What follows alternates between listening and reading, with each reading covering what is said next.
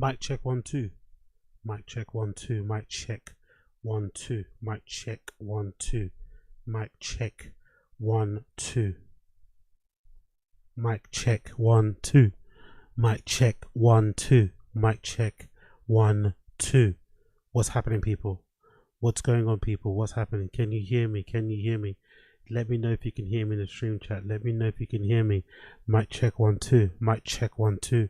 Mic check 1 2. Mic check 1 2. Mic check 1 2. What's going on, people? Welcome back. Random show settings. Apologies for the delay. I just got out of the shower. Took a bit longer than I anticipated, but we're here. Big up everybody in the stream chat for tuning in. Big up everybody in the stream chat for tuning in. Also apologize for yesterday. I think I was meant to stream yesterday, actually. I think that's what I told you I was going to do, but unfortunately that did not happen. But we're here today anyway. We'll do another one as well in the morning, so we'll make up for all the ones that I missed, right? We'll do another one in the morning as well. Don't you worry about that. After today's one, we're going to sleep, we're going to wake up, we're going to do a daytime one. You feel me? So don't you worry, don't you worry. Big up everybody in the stream chat for tuning in. Appreciate it. Let me just get all my stuff up on my phone here. Bear with me 1 second. Yep, big up everybody in the stream chat. I can see you, I can hear you, I can feel you. I can see you, I can hear you, I can feel you. I can see you, I can hear you, I can feel you. Big up myself as well. I'm still getting used to seeing myself so clear in this fucking camera. It's so clear you can see the sweat beads on my head, innit? Like, no? It's so, this camera on this new MacBook is so fucking clear. You can see the beads of sweat all over my forehead. Lovely, lovely, lovely, lovely. Lovely. Jesus Christ. Do you have a gun? Yo, big up David O'Donnell. Yeah. That's Daddy's name. Big up David O'Donovan.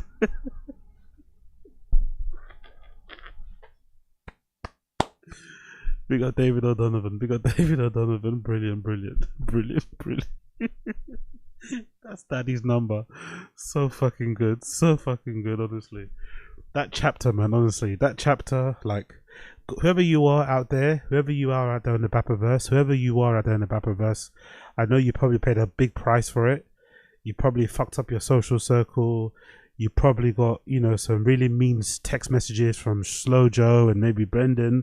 But whoever you are, whoever that dad was who decided to fucking confess and expose what goes on behind the scenes at those fucking Little League games on the Reddit, you are a fucking legend. Whoever you are a fucking legend, and we all fucking salute you. Thank you. Thank you for sacrificing yourself and your family for the betterment of our lols, because that story was goated, man. That story was so fucking goated. So big up that person. Big up Gabriel Football, I see you. Big up Robert Miller. In the end, it's not that deep. Yeah, it's not that deep. You're right, but you know, I like to keep you guys aware. I don't like letting people down and shit, so I just want to let you guys know while going. But thank you, Robert Miller, appreciate you. Big up Fetty Wap. What's going on, Fetty Wap? Hope you're good, GG. LB, I see you. Two Souls, I see you. Homeless Cat, Wagwan. Oh, Homeless Cat, tell me about it. Homeless Cat, tell me about it. Watching Paul will never be the same. Homeless Cat, tell me about it. Tell me about it, man. They're making me do age verifications, yo. Like taking a picture of taking a selfie, like scanning your passport, enter your, like, excuse me. I can't wait to get a NordVPN honestly sponsorship.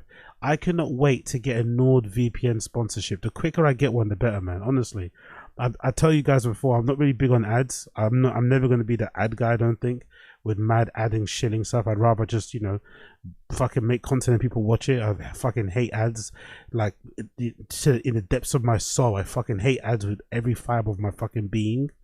But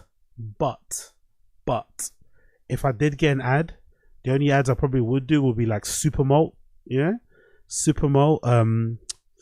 I don't know, like Amazon for the books and shit that I always buy, and of course NordVPN, so I can fucking get around this crazy new law that they've implemented here in the UK, where essentially you need to verify your age to watch porn.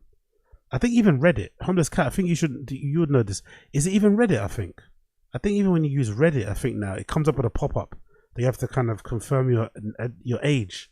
But like all the porn sites, everyone, Pornhub, X videos, what's that one called? Eronomi, all of them, bro. Every adult site, you have to fucking verify your age. It's so fucking shit. You can do it with a passport, you can do it with a phone, you can do it with an email. Like, honestly, it's so lame. I hate it, man. You know what's really bad about it? You know what's really bad about it? You know what's really bad about it? I found out when I was sitting on the toilet. I found out about it sitting on the toilet. I was sitting on the toilet. And I was, it seems like a very horrible place, and it's a questionable place to watch that sort of stuff, right? But I was sitting in the toilet and I found out that way. I was like, shit. I was like, what? I thought I got hacked, so I had to close down the phone. I closed my phone down, reopened all the apps. I shut all the apps down, then reopened again. Same prop up. I'm like, no. Big up Young Old Vibes. Big up Gamebred Footballer. Big up everybody in the stream chat. Iromi, okay, Iromi. Oh, it's called Iromi. Okay, it's Iromi. That's the one. Iromi. Big up the Reddit. Big up the Reddit. Big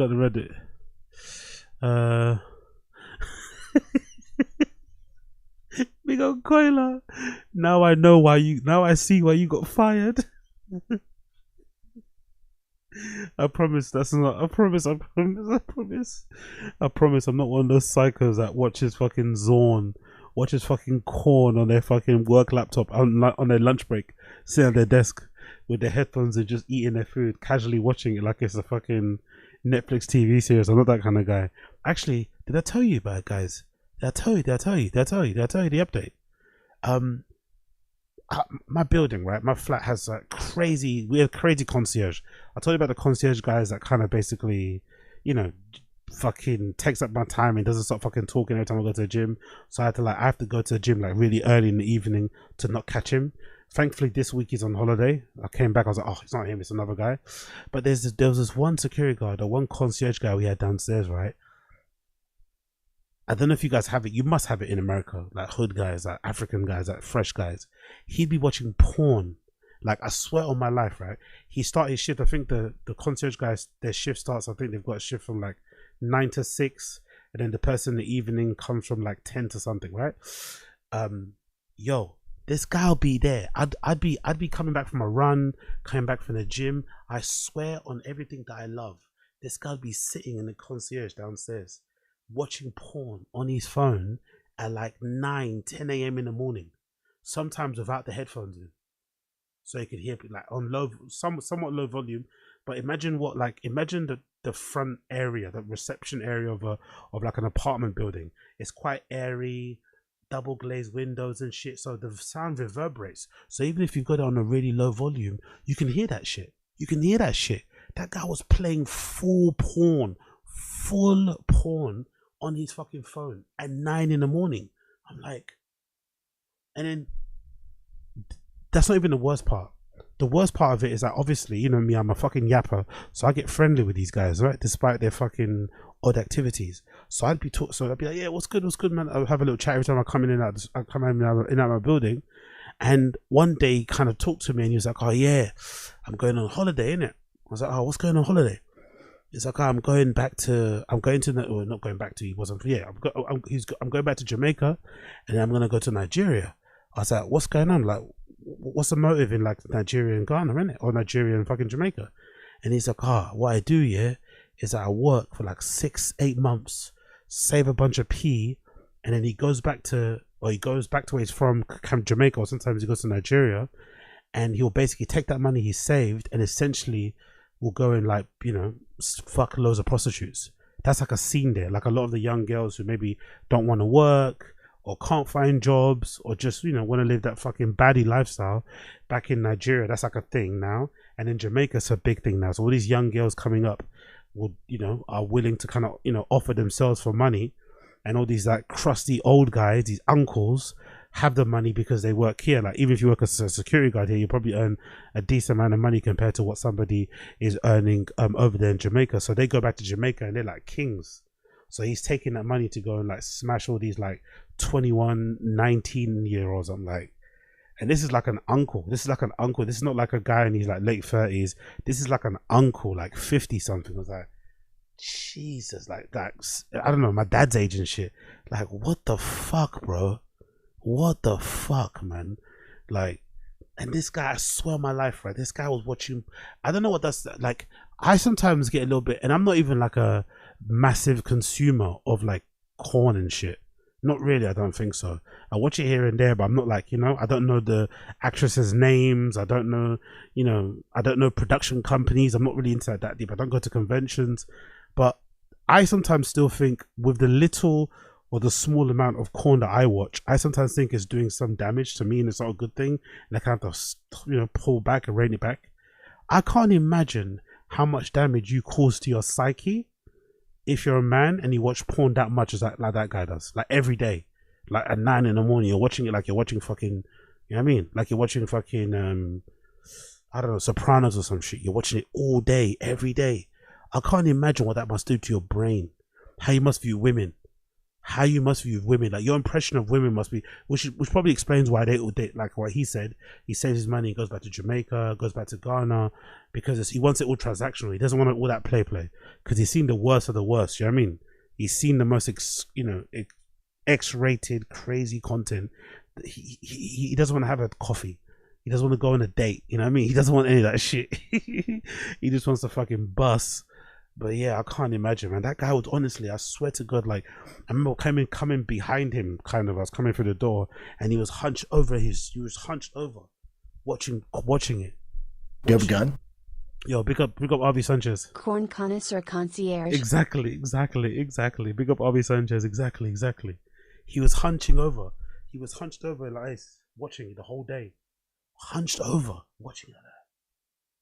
Watching it. I was like, I can't imagine, man. Disgusting. Anyway, big up everyone in the stream chat. Big up Youngo Vibes. Big up my queen, Youngo Vibes. Big up the queen. Big up the queen. Big up the queen. Big up Big Booth. Big up Don Dota. I see you. He's an old school sex pest, not like these woke passport bros these days. Exactly. That's the thing, Don Dota. Good point. It is a throwback. It's like, you don't see that kind of man doesn't really exist, in it. They've kind of been phased out. But that is an old school like sex pest, like a, you know, like this is like beyond where my hug at, you know? This is like beyond where my hug at. It's another level to where my hug at, but like he means what he says and he says what he means. Like don't mistake that. He means what he says and he says what he means, man. It's like, when it comes to fucking, he'll let you know. He wants to fuck all the time. Anyway, apologies for that intro. A little bit X-rated, a little bit naughty, a little bit vomit-inducing. Apologies. Let's move on. One thing I want to talk about straight away. I want to talk about this. I've heard from various other YouTubers. What happened there? Wrong screen for some reason. Bear with me 1 second here. Wrong screen. There you go. I've heard from various other YouTubers, right, that this man right here, Umar Johnson, could be a cokehead, could be a druggy guy. This is the rumor that I've heard, which I didn't ever even think that could be true. But I've heard from some people on YouTube saying that Umar Johnson, all that money he's been raising for the school that he hasn't built and whatever else it may be, isn't being used for just like, you know, gluttony purposes and shit and drinking purposes. It might be because he's on that booger sugar, he's on that devil's dandruff, allegedly. And then I saw this video on my timeline of him declaring to everybody that he's broke because somebody allegedly hacked into his account and froze his account or deleted his bank account. Something happened to him, right? He's currently out in South Africa doing some ministry, preaching, recruitment for his cult. I don't know what he's doing out there. And he announced to the social media that, you know, he's broke. And this video, I don't know about you guys, this video, doesn't this video give you like crackhead energy? Doesn't this give you the kind of energy, like, you know, sometimes like when you've had a crazy night out and you forget how much money you spent and then you look at your bank account the next day, you're like, ooh, this is the kind of feeling I'm getting. So now I'm starting to believe these rumors and these stories and this kind of like suggestion out there that Umar Johnson could be a, you know, a proper drug head. That's why he's running out of so much money. That's why all the money that he's raising is going down the drain. Hear him now. Peace and Pan-Africanism, peace and Pan-Africanism. Peace and Pan-Africanism, peace and Pan-Africanism. This is your big brother, Dr. Umar Ifa Tunde Oguntade, Intercontinental Ifa Tunde RB Jesus, coming to you live and direct from Philadelphia. I have a very important message. I'm only going to keep you about 5 minutes. Hey, yo, what's going on? Ashley Cummins, what's going on? Ashley Cummins in the stream chat. Queen. What's good?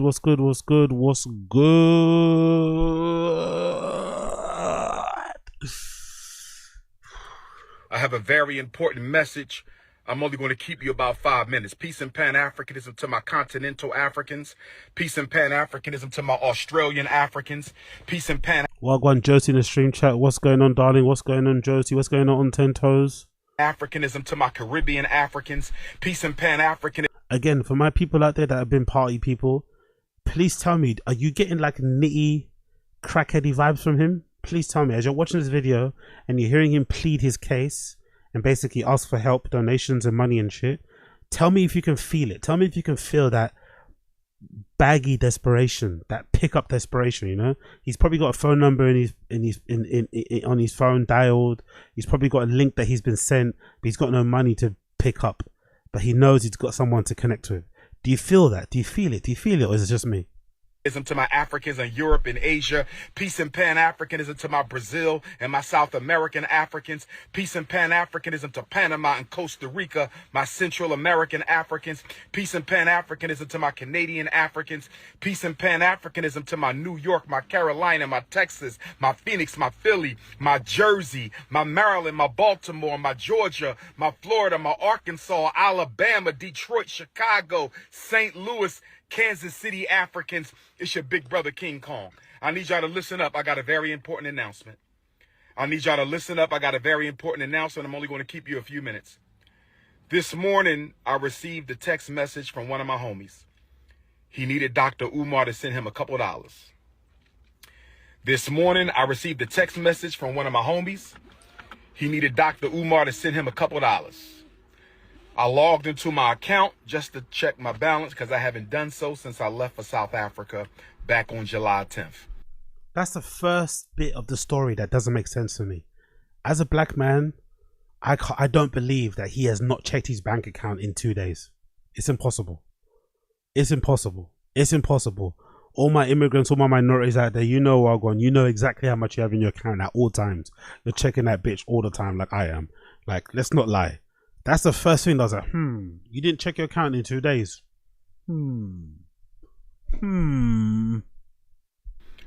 Only to discover that I could not log into my account. So then I called the bank to find out what was going on. And the bank told me to enter my 16-digit card number. I did that. They told me they had no record of my account. The bank that I've been with since I was a teenager told me they had no record of my account. So then I called the bank. And the bank told me that my personal account, as well as the independent Frederick Douglass Marcus Garvey Academy account, have both been frozen. If they have no account, if they have no record of your account, how could they see that your account got frozen? If they have no record of your account, how could they check and see that your account has been now frozen? Both bank accounts have been frozen.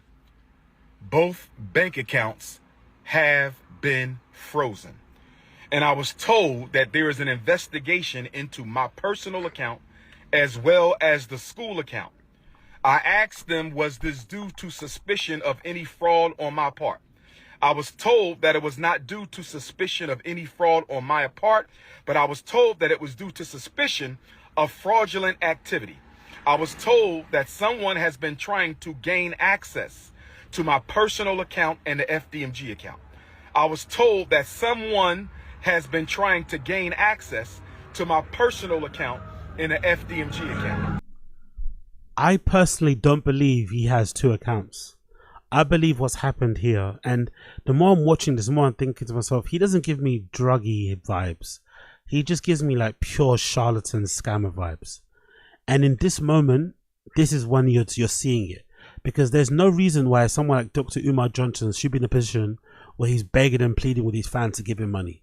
He's been sent enough donations over the years. He's incredibly famous within a particular niche of people making content online, especially like black content creators. He's well supported, well loved within his community. There should be no reason why he should be in this position to be begging for money on the internet this directly. He's only begging like this directly because one of either two things happen. Number one, he's run out of all the money that's been sent to him because he's been spending it on nonsense. Or number two, someone did actually cancel his account, but because he puts all of his money from the business of this school he's meant to open that hasn't opened, and his own stuff, his own bank account in one account, if somebody does freeze that account, you're basically fucked. But it still goes to show, you know, poor planning and preparation and shit. Why do you only have one bank account? Why don't you have a separate account? Why don't you have any cash to hand? You know, why don't you have your funds split across several accounts, if that may be, especially if you're traveling around the world. You know how it is sometimes. You go to different countries, your card gets temporarily blocked or frozen because the bank thinks maybe someone stole your card. You know what I mean? You gotta think about all these different scenarios. So I think most likely this guy is just a pure charlatan, and we're kind of, well, I'm at least seeing it now because it's in this desperate mode where he's obviously asking his fans for money. But the more he's asking, the more you're thinking to yourself, like, why are you in this position? You know, the more he's asking, the more you're thinking to yourself, why are you in this position in the first place? I was told that someone has been trying to gain access into my personal account and the FDMG account. Brothers and sisters, if you have sent a donation to FDMG, let's give it until the end of the month to see if this gets cleared up. They have given me no definitive timeline as to when their investigation will conclude. They have given me no definitive timeline as to when their investigation will conclude. If you have sent a check or money order donation to FDMG, let's wait until August the 1st, Black August, and see if this situation has gotten cleared up. They told me they sent me a letter to this point on July the 10th, the day that I left for South Africa. I was told that by the way, isn't this like people in the stream chat, isn't this like a really black thing to do when it comes to money? Or does everyone do this? Why do I feel like this is a very black thing? This like long-winded explanation. Just get to the point. Like, if you need money, just ask your fans. Just get to the point. What's all this like waffle and preamble? Like, oh yeah, so what happened was my account, this, that, I meant to get this come through, but then it's like all these stories, all these tales. Like, what do you need? Just tell me what you need. Just tell me how much you need and we can go from there. Timeline of suspicious activity was June 25th to July the 10th. I was told that the timeline for suspicious activity was between June 25th, that's when Medea went public. Everybody knows who Medea is. July 25th, that's when Medea went public. July the 10th. I'm assuming Medea is Tyler Perry, I'm assuming. That's when I left. Powerful bunch. July the 10th. Yo, big up us Y'all hating on this medical doctor, just give it another decade. His school will have pizza for lunch every day and Coca-Cola in the water fountains. It's the fact that it's taken what? Big up Asad Aziz. It's the fact that it's taken nearly 15 years. 15 years for him to open this like black excellence school. 15 years. 15 years it's taken him. And it still is nowhere close to being opened. He's been running a 15-year scam, 15-year grift, 15-year hustle. Like, God, his fans are very loyal, man. Very loyal people, very patient people, very understanding people. Sometimes someone could say maybe very gullible people, but 15 years and still no school. That's when I left for South Africa. So y'all know my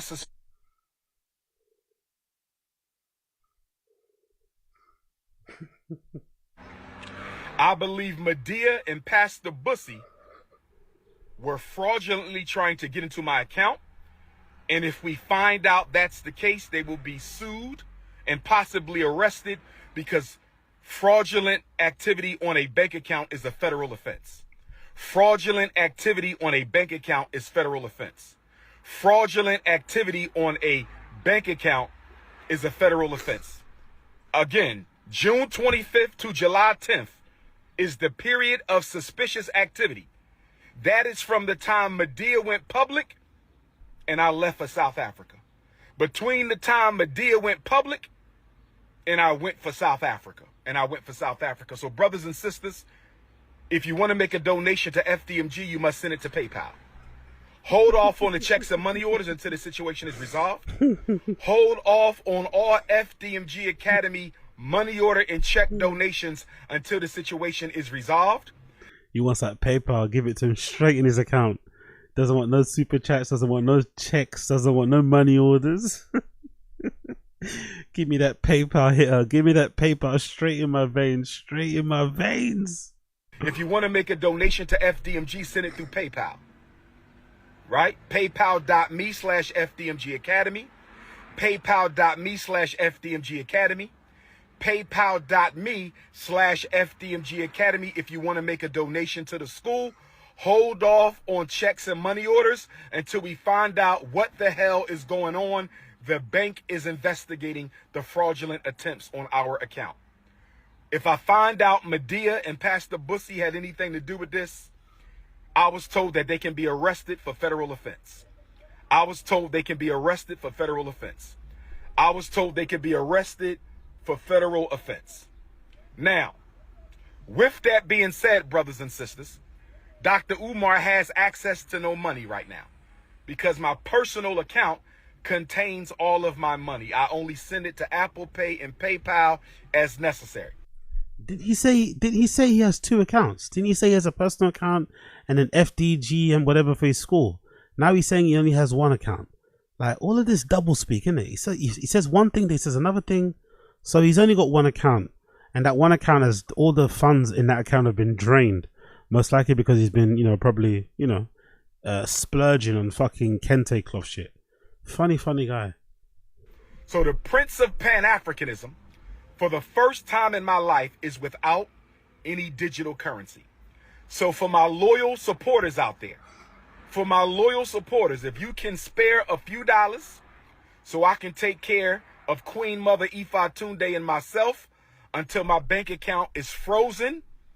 How's that? So you want people to send you money until your account gets frozen again? Or canceled so I can get my money back and open up a new account. Please hit my Apple Pay or hit my PayPal. My personal PayPal account is Umar the Psychologist at yahoo.com. Of course he's got a Yahoo email account. A Yahoo email address, sorry. Of course he's got a Yahoo email address. So that's paypal.me/Umar the Psychologist. PayPal.me/Umar the Psychologist. PayPal.me/UMARTHEPSYCHOLOGIST.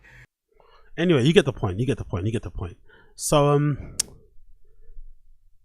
it's kind of sad to see him in this position because he's obviously struggling. He obviously needs it. That's why he made this plea, because I think he knows what full well people that don't like him are going to use this as ammunition to say that he's down bad.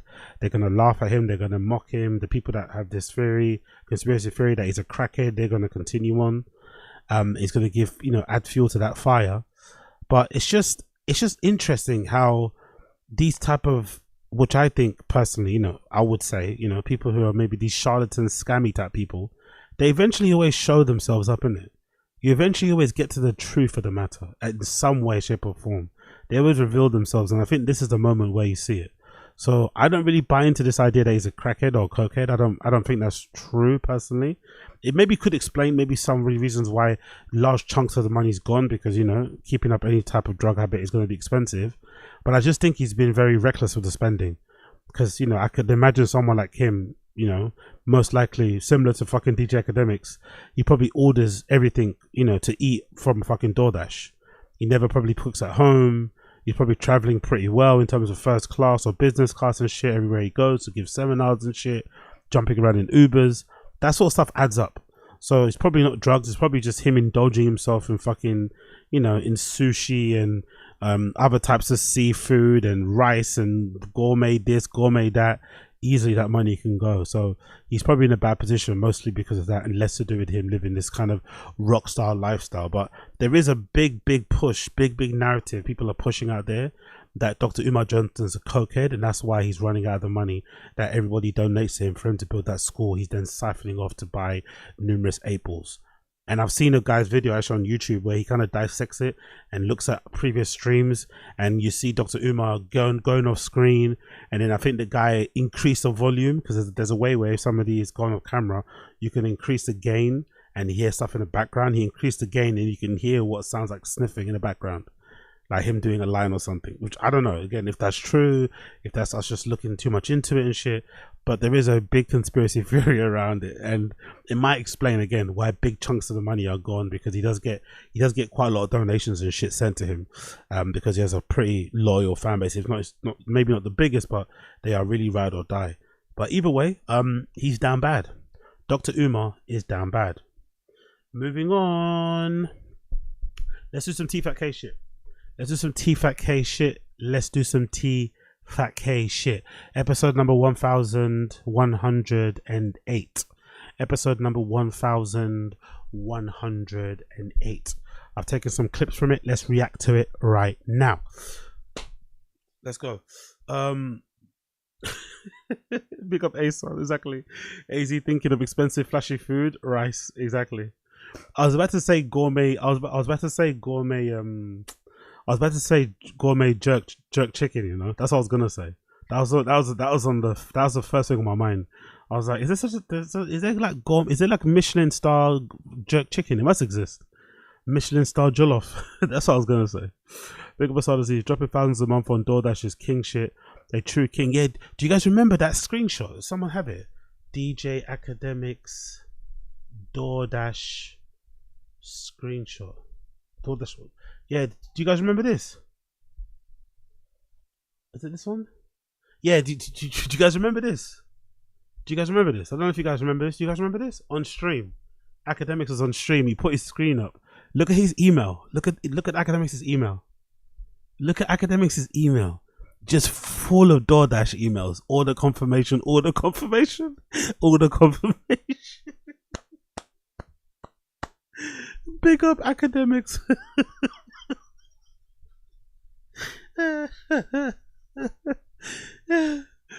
You spend so much fucking money, man. So much money. Honestly, it's so fucking hilarious. But I was listening to I told you guys already, but I was checking out. There was this very popular UK streamer, some kid, who did this interview talking about all the money that he made when he was doing TikToks and shit. And even that kid mentioned, like, and he's not a fat kid, he's just a kid that just, you know, like an 18-year-old kid. He mentioned that he spent, I don't know what I told you guys, I think it was like 30 grand in a month.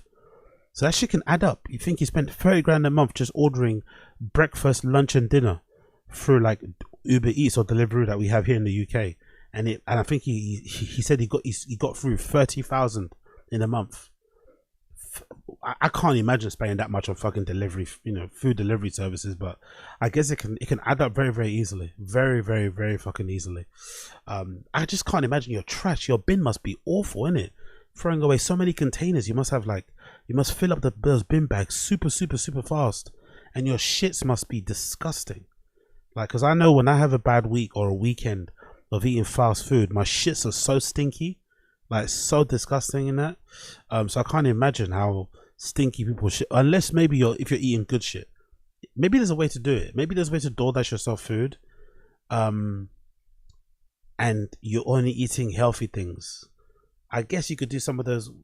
There are those companies that have those meal prep things in it, right? So maybe you could do that if you could. I'm sure there's somebody out there that does that. I'm sure there's somebody out there that orders like fucking white rice and chicken every day, and you know, treats themselves maybe on a weekend, but keeps it fairly healthy. I'm sure there's ways to do it, but I personally wouldn't do it. I personally wouldn't do it. But big up AKADEMIKS. Big up AKADEMIKS. Let's go back to TFATK. First clip I want to react to. Congratulations to Brendan. Congratulations to Brendan. He is now cancer free. Congratulations to Brendan Schaub. he is now cancer free. I wonder what UFC is. I have like 4 years to live. Yeah. UFC can't be high. I feel like you are going to live longer. Dude, I did. So Ways to Well has this test you can take. Yeah. And it looks for all cancer cells in your body, like before they become cancer. Yep. So you donate all this blood and they run all of it to see if there's any, and it catches it before it's a problem. That's right. I just got the call before the show. Your boy's in the clear. Yeah. I was like, really? Nothing? But you eat. This Ways to Well's place. Do you think these guys are like giving them free consultations, free services? Are they paying them? Because the non-stop shilling of this Ways to Well's place has just been incredible. I feel like from these guys, especially from the Joe Rogan orbiters. I think it's a Rogan friend, right, who runs that clinic. But I feel like I hear these guys mentioning Ways to Wells every single episode. It's like, are they paying you? Or they just give you like free consultations, which I imagine is still quite a lot because probably their consultations and services are probably in the thousands, if not hundreds of thousands. But it's like, this is so bizarre. So bizarre. Even though you've never actually been an addict, you went through a little stage where you were drinking. Why does Callan do that, by the way? Like, for a guy that like prides himself on being in touch with his masculinity and alpha male this, alpha male that, why does he run cover for Brennan like this? Why would you just say this like without any form of encouragement, you know, just completely off your own back? Just start running cover for him saying, oh, you've never suffered from addiction, you're basically perfect. It's like, what? For once, he's being somewhat vulnerable, telling us about his medical things, and I got checked up and I found I don't have any markers for cancer, hallelujah. And then Callan just comes in swooping with his fucking cape. Like, he doesn't even need to cape for him right now. He doesn't even need to white knight for the guy right now.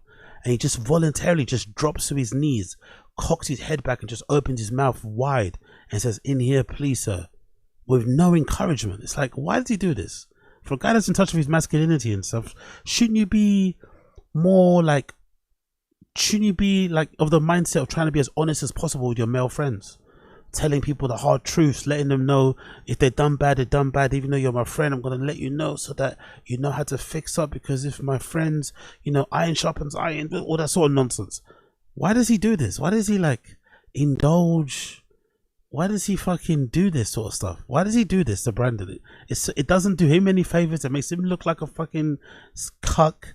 It makes Brendan look like a fucking adult baby who needs to be fucking pampered and like mollycoddled and tiptoed around. Like, this is so bizarre. Oh, you never suffered from addiction. It's like, of course he has. He's even told us himself he has. We've seen when he has. We've seen his physical transformation or deterioration, actually, when he's kind of gone through it. Why you just lie about that? Why? And taking Adderall, but you have an addictive personality. Yeah. But you've always... Hold on. What did you just say there? Let's start again. Let's go again. He has no addictions, then he's got addictive personality. Even though you've never actually been an addict, you went through a little stage where you were drinking and taking Adderall, but you have an addictive personality. Yeah. But even though you've never actually been an addict, you went through a little stage where you were drinking and taking Adderall, but you have an addictive personality. You have an addictive personality, but you've never been an addict. Huh? Yeah. But you've always worked out. Yeah. And you've always eaten well. Yeah. And you've always... He's not always eating well. He's only lost the weight that he has now because of Ozempic. If Ozempic never existed, he would still be that fat ass that we all know. Let's call a spade a spade. He's only lost this considerable amount of weight because of Ozempic, not because of his God-given genetics or his incredible Olympic level UFC champion willpower and determination. No, because of Ozempic. He's never going to admit it, obviously, which is understandable why he would do that. But let's relax with this. You have a fucking great diet and work ethic shit. Let's relax. You know, so there's all that, I feel like. I don't know. Do you have any cancer in your family though? In my family? Yeah. Like, you know, aunts, uncles. My mom had it in her thyroid. All my grandparents had it too. So it does run your, that's like, you're very lucky then. But your family's fairly long lived, right? Oh yeah. Yeah. Grandma was like 98. The other was 99, I think. You're a big... and then both both the grandmas and one of the grandmas and both the grandpas, it was lung cancer from smoking. Yeah, my father's their cancer comes 85 and he's a giant and he's still going strong, knock on wood, but it just depends. That's crazy, man. All right, give us the next one. So yeah, Brendan is now cancer free, in case you were wondering. In case you were worried, in case you were hoping or looking out for a GoFundMe, in case you couldn't sleep at night, you know, he is now cancer free. Just wanting to let us know he's cancer free. Cancer free Brendan Schaub. Good to know. Good to know. Next one. Bappa got his boating license. Brendan has finally got his boating license. So we're probably going to see way more clips of Brendan on a boat on the lake next to his house, which is lovely, to be fair. The new house he bought in Austin, Texas is really nice. And that lake next to it is fucking crazy. It's a little bit, I don't know, it's a little bit too secluded for me. I think it's like a gated community type of shit. Looks a little bit, I don't know. I find gated communities, especially the ones you guys have in America, I find them to be, they look kind of scary, look kind of spooky. I don't know what it is about them, but I don't really like how they look. They kind of look weird. They almost look sterile. They look very Simsy. I don't know. There's something about it that I don't really like. But to be fair to him, they do have an amazing lake. Like, I think as you walk out the door and you look to the right or the left, I think it might be to the right, there's an amazing lake that kind of rolls by where they're from, or where they live, sorry, where everyone kind of drives their boats and shit. That's probably going to be pretty sick. So we're going to probably see a lot of boating stuff, which probably will probably spell the beginning of a new personality trait. So we're probably going to hear Brendan say something along the lines of like, "Oh, I've always been into boating. I've been boating my whole life." You know, we're probably going to hear some of that sort of stuff. We're probably going to hear him tell some story about how he used to go on boats with his dad when he was 5. He drove a boat when he was 6 or something. You know what I mean? We're definitely going to hear that. That's going to be the big new thing. He's probably going to buy a boat as well. Most likely he's going to buy some Ferrari boat, a Porsche boat, a Lamborghini boat, right? He's going to get Kibby Tech to fucking do the fucking mods on it and shit. So be prepared for the new boating arc incoming. And then your boy here, dude, you're looking at the latest Marina captain. I got my boating license. 6-hour written test. You ready for this? You don't say. 6-hour written test. You got your Marine license? Yeah, I had to. 6-hour written test. Yeah. And then 4 hours in person. And the dude, the Coast Guard guy, is over your shoulder, and you got to learn to dock the boat, turn 180 in place. Yep. If someone falls off, coming around, all sorts of shit. Now I need it. I don't know shit about boats. No, you need it. You need it. But 10 hours total? It's a lot. A little much. You need that though. Need it. You need it. Took the boat out for the first time by myself with the fam yesterday. Okay. Yeah. Do you have a gun? Okay. Yo, big up Aziz. They used to call me Boat Nickel Bijouax J. Boat Nickel B is so fucking hilarious. Boat Nickel is so fucking good. Big up Asad Aziz. Boat Nickel, I love that. Big up Asad Aziz. Good. Boating Did you captain. get yourself a boat? No, I rent. Yeah. Better to rent. Yeah. I don't think. No, everyone told me, like, Rogan was like, dude, you'd be. By the way, that sounded very tentative. He sounds like he wants to get his own boat. When Callan said, "Are you gonna rent?" It sounded like he wanted to get his own boat. I'm pretty sure he's gonna end up buying like the most expensive boat. It's gonna have a fucking, I don't know, a sound system in it. It's gonna have a cupboard to put your sneakers. You know, whatever. He's gonna get something super obscene and gaudy for sure. Especially because you're on a lake. Everyone's telling you to buy a boat. Don't buy a boat. Rent a boat. Yeah. And a quick mention of Rogan there, by the way. You don't really hear them mention Rogan too often since they've moved to Austin, Texas. But this is a little slight mention of Rogan. Allegedly, you know, he wants us to believe that he's been speaking to Rogan about boats. Yeah. Yeah, you're right. Also, I'm more of a pontoon guy. Yeah. You want a pontoon. Shit. Jump off, swim a little bit. Now, because of the floods, there's some riffraff in the water, so you got to go a little deep. But you can fish. Oh yeah, big up Coiler, bro. I got one when I was 15. It's not a 6-hour test. Okay, let's see. Let's find out. Bear with me 1 second. Let's find out. And big up Young Old Vibes too. That's a lie. You just take a class online and print out your license, Texas. Big up Chris Mack in the stream chat. Well gone, Chris Mack. Yeah, Bryan, that shit was hilarious. McCookle hates Papa. You know? Yeah, of course. McCookle's one of the best haters out there, to be fair. McCookle's one of the best haters out there. So let's do this. Let's do this, right? Let's find out what I'll go on. Let's see. Let's say how long does it take to get a boating license in Austin, Texas? Let's see what ChatGPT says. If you were born after September the 1st, 1993, which is not Brendan, and plan to operate a motorboat over 15 horsepower, a windblown vessel over 14 feet, or a personal watercraft PWC in Texas, you're legally required to complete a boater education course and carry a boater education certificate. Here's how long it typically takes. Taking the course. Online courses approved by Texas Parks and Wildlife usually require 6 to 8 hours of study.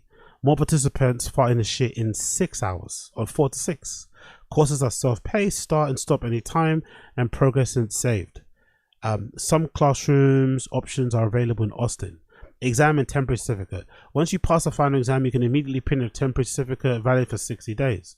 Permanent. A link to download a certificate is usually available within 7 to 14 days from the TPWD site, sometimes within 2 weeks. So summary, online course takes 6 to 8 hours, typically 4 to 6. Temporary certificate. So what did he say? Let's go back and hear what did he say again. Let's just make sure that let's just pick apart his lies, or maybe he didn't lie. What did he say again? You're looking at the latest marina captain. I got my boating license. Okay. 6-hour written test. You ready for this? You don't say. 6-hour written test. You got your marine license? Yeah, I had to. 6-hour written test. Yeah. And then 4 hours in person. And the dude. 6 hours written test, and it doesn't say that, does it? Though it does not say you need a 6 hour, you need a 8 hour, 4 hour fucking thing in the water, does it? It just online courses. You could do online courses that take you 6 hours to do. So is he lying, or did he do some other thing? Because it says here you can just do a course online and then go do it. But he's saying he did two. He did a written and did a practical. So is he? Oh yeah, big up Josie. Yeah, is he lying, or did he get scammed? Did someone scam Brendan? Like what? It says here you need to do what you need to do it online. The Coast Guard guy is over your shoulder, and you got to learn to dock the boat. Yeah. Turn 180 in place. Yep. Okay, so you say okay. Let's ask that then.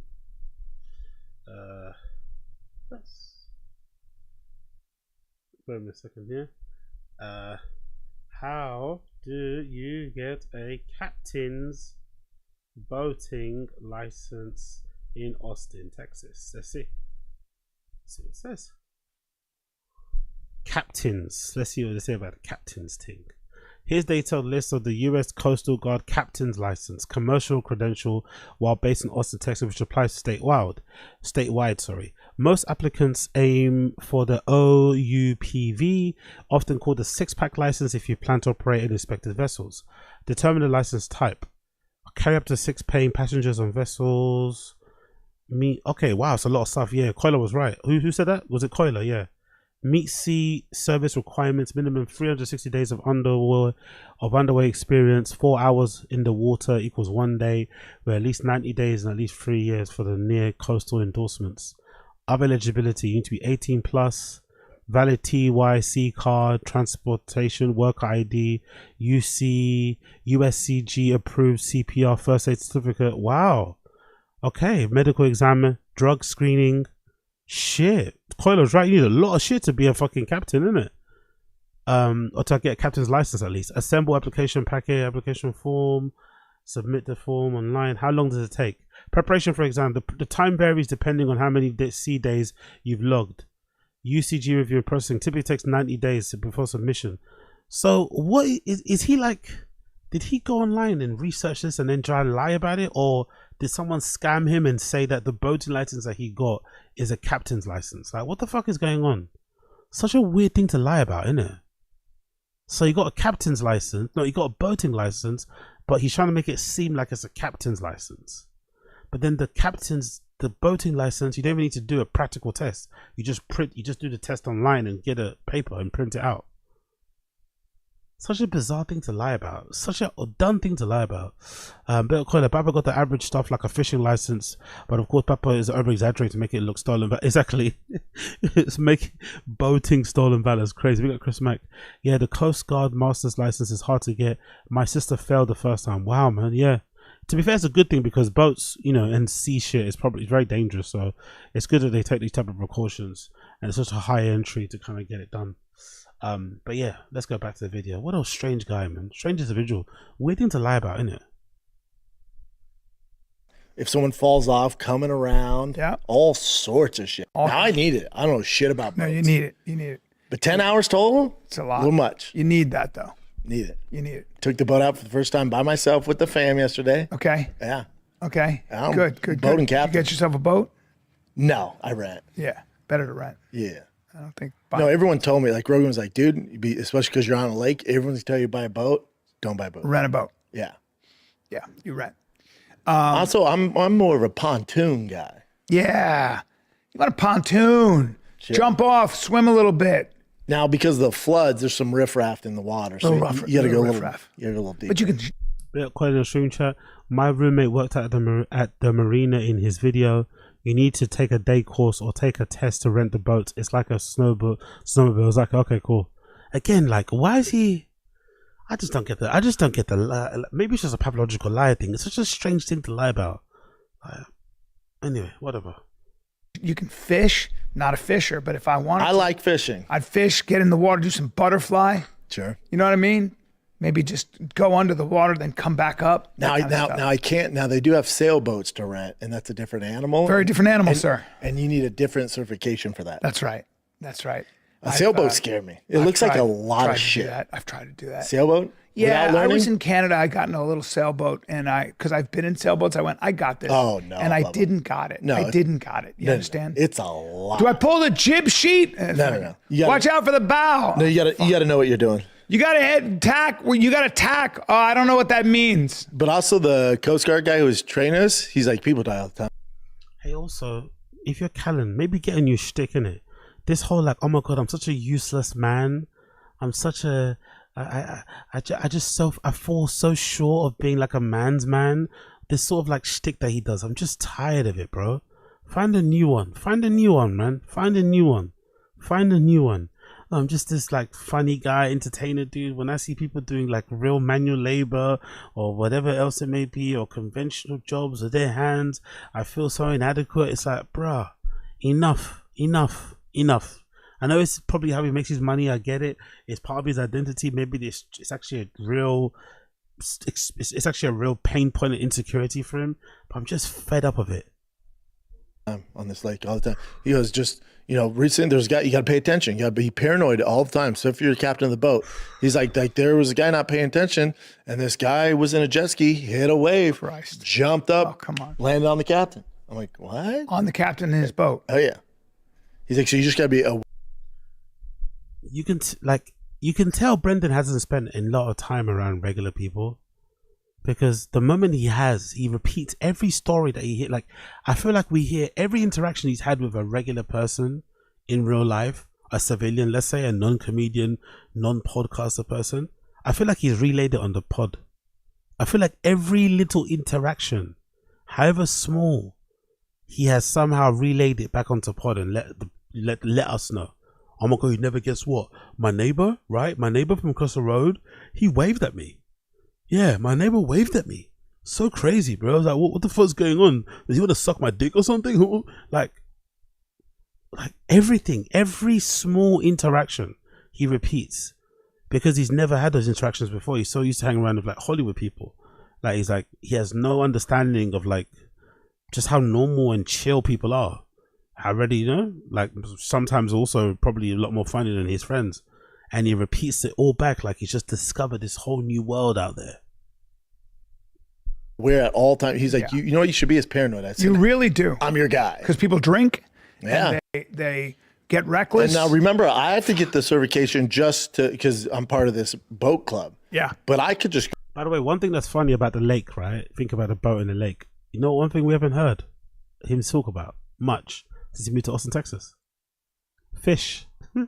What happened to all those fishes? What happened to maybe, you know, restarting that whole fucking interest, that whole hobby? What happened to his identity as being a person that owns fishes? What happened to that? What happened to the aquarium? What happened to it? What happened? Are we going to get it back or no? Go buy a boat and hit the water. Sure you could. And not have any experience. It's really bad. So now, there are certain parts of America where I can't remember what kind of fish they are, but you'll be riding, it might be on Lake Michigan. You can look this up, Jim. And a fish will jump up in the air and you'll get hit in the face with a 14-pound fish. You mean Asian carp? When you're going 30 miles an hour. That's not a great time. That would suck. That's happened plenty of times. Plenty of times. There's a lot to look out for the water. And when you die in a lake, you know what it sounds like? This. Ready? Do you hear that? Yeah. Yeah. You don't want to mess around. You just go down. I told Chin he wants to fish. He needs a boat captain. $75 an hour. 75 is a good price. Solid price. Fair price. Then we have the lake tax, right? We got the lake tax, and then you have to pay for your docking fee. Yeah, here we go. Oh, wow. Annual boat trip from Starved Rock Yacht Club. Why are they jumping out? Just last weekend. And It's triggered by that rotor. apparently it wasn't even the first Carp. Just the first time. Just get a net out, dude, and you're sizzler. Something that I've seen photos of, I've seen quick videos of. I haven't seen. But they taste like shit. I mean, no, actually, they taste good, but it's just they're Asian so carp. bony. They're so bony. It's just you don't want to deal with it. I don't Yeah, like that. Asian carp. Yep. I don't like that. Look at them things, Joe. Yeah, you can tell Brendan's not the type of person that does well with fish with bones in it. You know what I mean? He's definitely not that kind of person. He definitely is a boneless fish type of guy. Or definitely the kind of person that makes the waiter, you know, take out the bones for him. The thing for the boys now, for my kiddos, there's just so much to do out here. It's like they can't chill. Is he complaining about this? Didn't he say he partly moved to Texas because of his kids? He wanted him to have like a normal upbringing, a normal childhood where they got to play outdoors and ride their bikes and like play tag and all this sort of shit outdoors with friends, rough and tumble shit, man shit, to basically ensure that they didn't turn out gay. Because I think that's his, like, you know, that's the thing that keeps him up at night. Like living in LA, his nightmare was that if he lived in LA too long, one or both of his kids might end up being non-binary or gay. So he decided to move them to Austin, Texas, to ensure that they would be straight, because they'd be around guns and cowboys, I guess, and country music and the mothership and Kill Tony and Tony Hinchcliffe. You know, that fucking bastion of heterosexuality would kind of keep them on the fucking straight and narrow. So I just find it funny that he's gone there for all that big outdoors and all this sort of shit, and maybe more of a family, conservative, right-wing sort of, like, you know, vibe. And now he's like complaining that these kids are outdoors too much. They want to do too much. It's so funny, man. Like, he doesn't like it when his dogs are having fun and enjoying themselves. Doesn't like it when his kids are enjoying it. Like, bloody hell, man. Like, choose your lane. Did you move there because of your kids or no? Yeah. There's ATVs, there's freaking guns, there's fishing, there's boating right up the street now. They're friends, there's bait. Like, Everything. They're like, why are we home? So good. Like, yeah, it's great. We didn't have these options in LA, but it's also So with they got just a bunch of friends in the neighborhood. They get on their bikes and they just go nonstop. Oh God, yeah, it's great. And it's safe because it's super safe because they can't. It's gated. It's gated. Yeah, there's nowhere to go, so you don't have to worry. People don't realize the kind of peace of mind you get from there. Also, where you live is nice. It's kind of up on a thing. Yeah, it's great. You can see your enemies coming. Yeah, you know, unless. I wonder how Chin feels. Not that it matters, right? It doesn't mean because your company makes a lot of money that you should be paid a higher salary or something, right? Doesn't mean because the CEO drives a fucking Lamborghini that you should be driving a fucking Range Rover or something. But spare a thought for Chin right now, as they're talking about, you know, he's talking about his kids frolicking around the front garden, the back garden, going on the fucking lake, hanging out with their friends, barbecues out in the fucking near the pool. Big or wide open rooms, open plan kitchen, super big fridge, great house, cars. How does Chin feel? How does Chin feel sitting there? And he's got to go back to his, like, you know, his house doesn't look like the Fresh Prince of Bel-Air's crib. Let's just say that, right? It's decent enough, but it doesn't look, you know, as nice as fucking Brendan's crib does. Like, that must hurt, innit? You have a gun? Big up Asada Seas. Misa Schaub. We go boat. We catch many fishes. That's how he feels, actually. That's how he actually feels. But I don't know, man. Like, and it's like it's not even a company. It's a small amount of people. Like, you really should be sorted. Like, why do they both live in fancy, incredible houses, but Chin has to live in some, like, almost like a trap house looking type of thing, out in the sticks somewhere. They probably has to drive a long distance to go to work or something. It doesn't look like it's in the center, essentially. That house he's in. It looks like it could be somewhere on the outskirts. Like, why does that happen? Like, why? That doesn't seem fair to me. You know? I'm not saying he has to have his own mansion, but it doesn't seem fair that they get to live in, like, you know, in somewhat luxury, and Chin has to slump it in the place that he was at.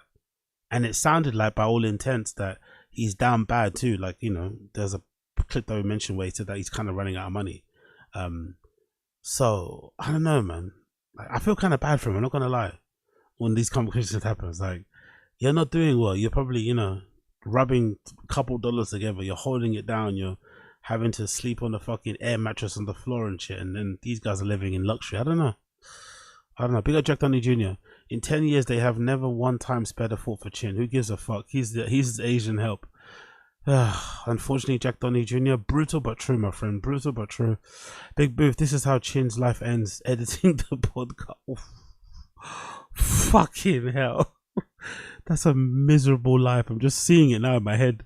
Him just hunched over that laptop, you know, uploading the audio episode, the audio podcast on that platform, inserting the ads, like scheduling the fucking YouTube video to drop. Damn. Oh, some people think there's a serial killer dumping bodies in Austin. Oh, really, Bryan? Is it? Is that true? Shit. They found 20 this past year. Fucking hell. Bill Coiler, he thought he could walk to Antarctica and call the propeller a rotor. It's all over for Chin. Okay, fair play, Coiler. Oh, his house did look like a trap. Exactly. Bigger younger vibes. I'm half redacted, but I thought a rotor was the king's big cylinder with the vessels. Bigger Jack Downey, his house looks exactly like the kind of house a trans man would have moved to Texas, Austin, Texas would choose. It's fucking hilarious. Oh yeah. Anyway, whatever. But at least Papa's got his boating license. Papa's got a boat. Chin's got a Prius. Love it. Let's continue. Papa and Bryan on Sydney Sweeney's racist denim advert. I'm sure some of you guys have seen this advert. It's gone viral. I'm not really sure why, to be fair. I don't really get it. I don't really get why people are having such a weird, strong, visceral...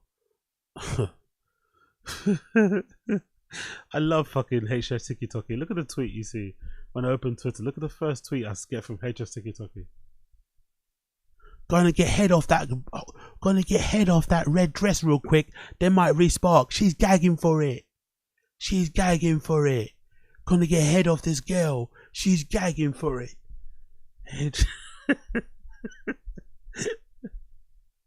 Boys. Gonna go fuck this bird real quick. She's gagging for it. I'll show you one. I think he's talking about that girl, right? Maybe, I don't know. Let me show you one quickly. Actually, let me show you this quickly. Let me show you. What the fuck?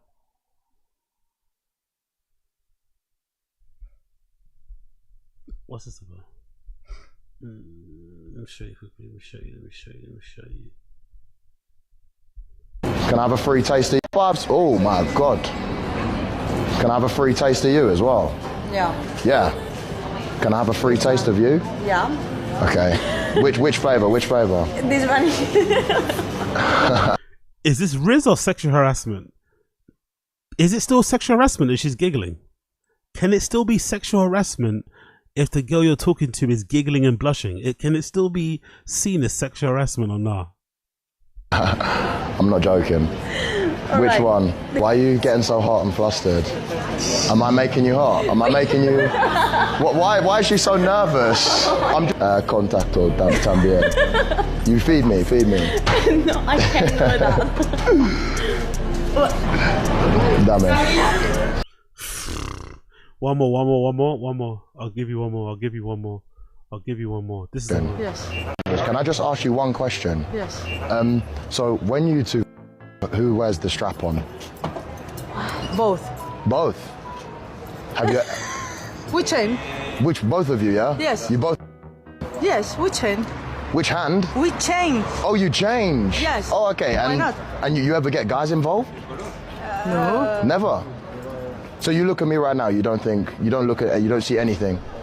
No attraction? Yes. Yeah, you. I'm bisexual. Oh, you're bisexual? Yes. Okay, let me take your Instagram. You live in Madrid? Yes. Okay. Yes. Why? Give me Instagram. Okay. I'm gonna join in. Your girlfriend's gonna get the BBC. Are you okay with that? Yeah? Of course. Yeah, she is. It's okay always. Are you okay with it? You're not okay with that, but she's gonna happen anyway, so... I don't know. You don't know? It's game over now. Okay, I send you a message. Can I just ask you one question? Like, he clearly gets some results, right? He clearly gets some results, but it's just so aggressive. Like, it's so fucking aggressive. It's so like, do you know what I mean? But maybe that works as well because he's not mincing his words. Like, this is like, he's not coming in and trying to be their friend, you know? Like, they know exactly what time he's on. He's walking around like, look, I've got a fucking boner. Who's gonna suck it? Who's gonna make it wet? Who's gonna give me something to stick my dick in? You know? He's very intentional. He's very purposeful. And very clear and direct about what he wants. It's just it's not easy on the eye, you know. Oh, your girlfriend's gonna get this BBC. Are you alright with that?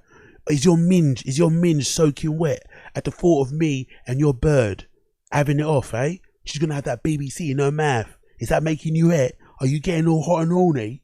You want me to take you back around the fucking bins and fucking blow your brains out? It's like, ooh, brother, it's 2 p.m. It's 2 p.m. man.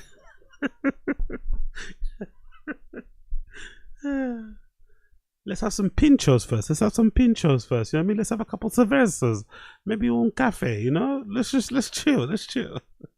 Anyway, let's go back. Oh yeah, Sydney Sweeney.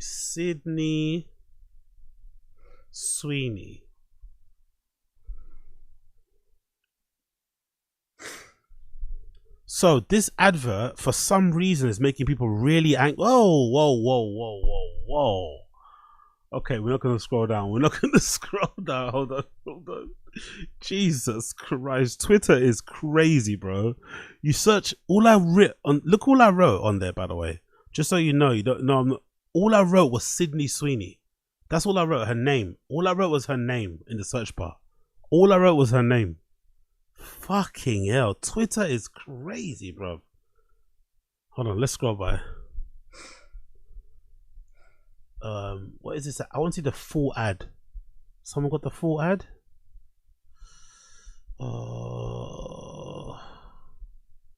Is that the ad right there, right? I think that's it right there. That's the ad.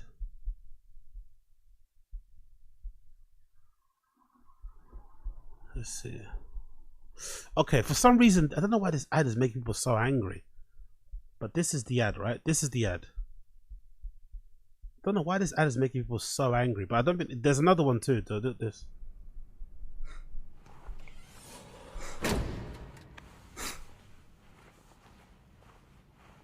Sydney Sweeney has very canes.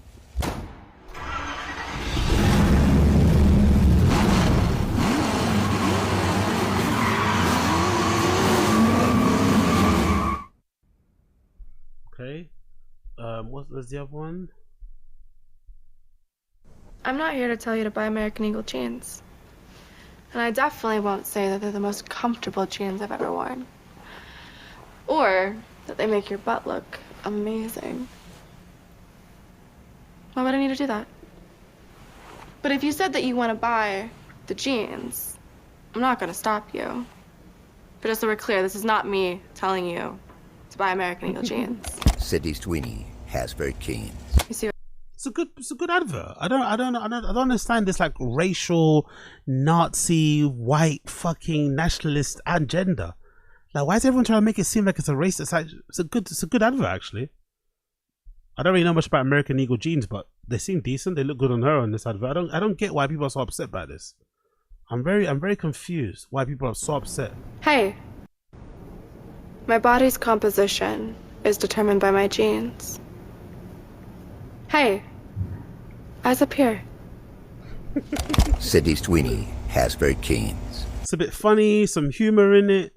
I don't understand why it's triggered people for some reason. But anyway, it has triggered people for some reason.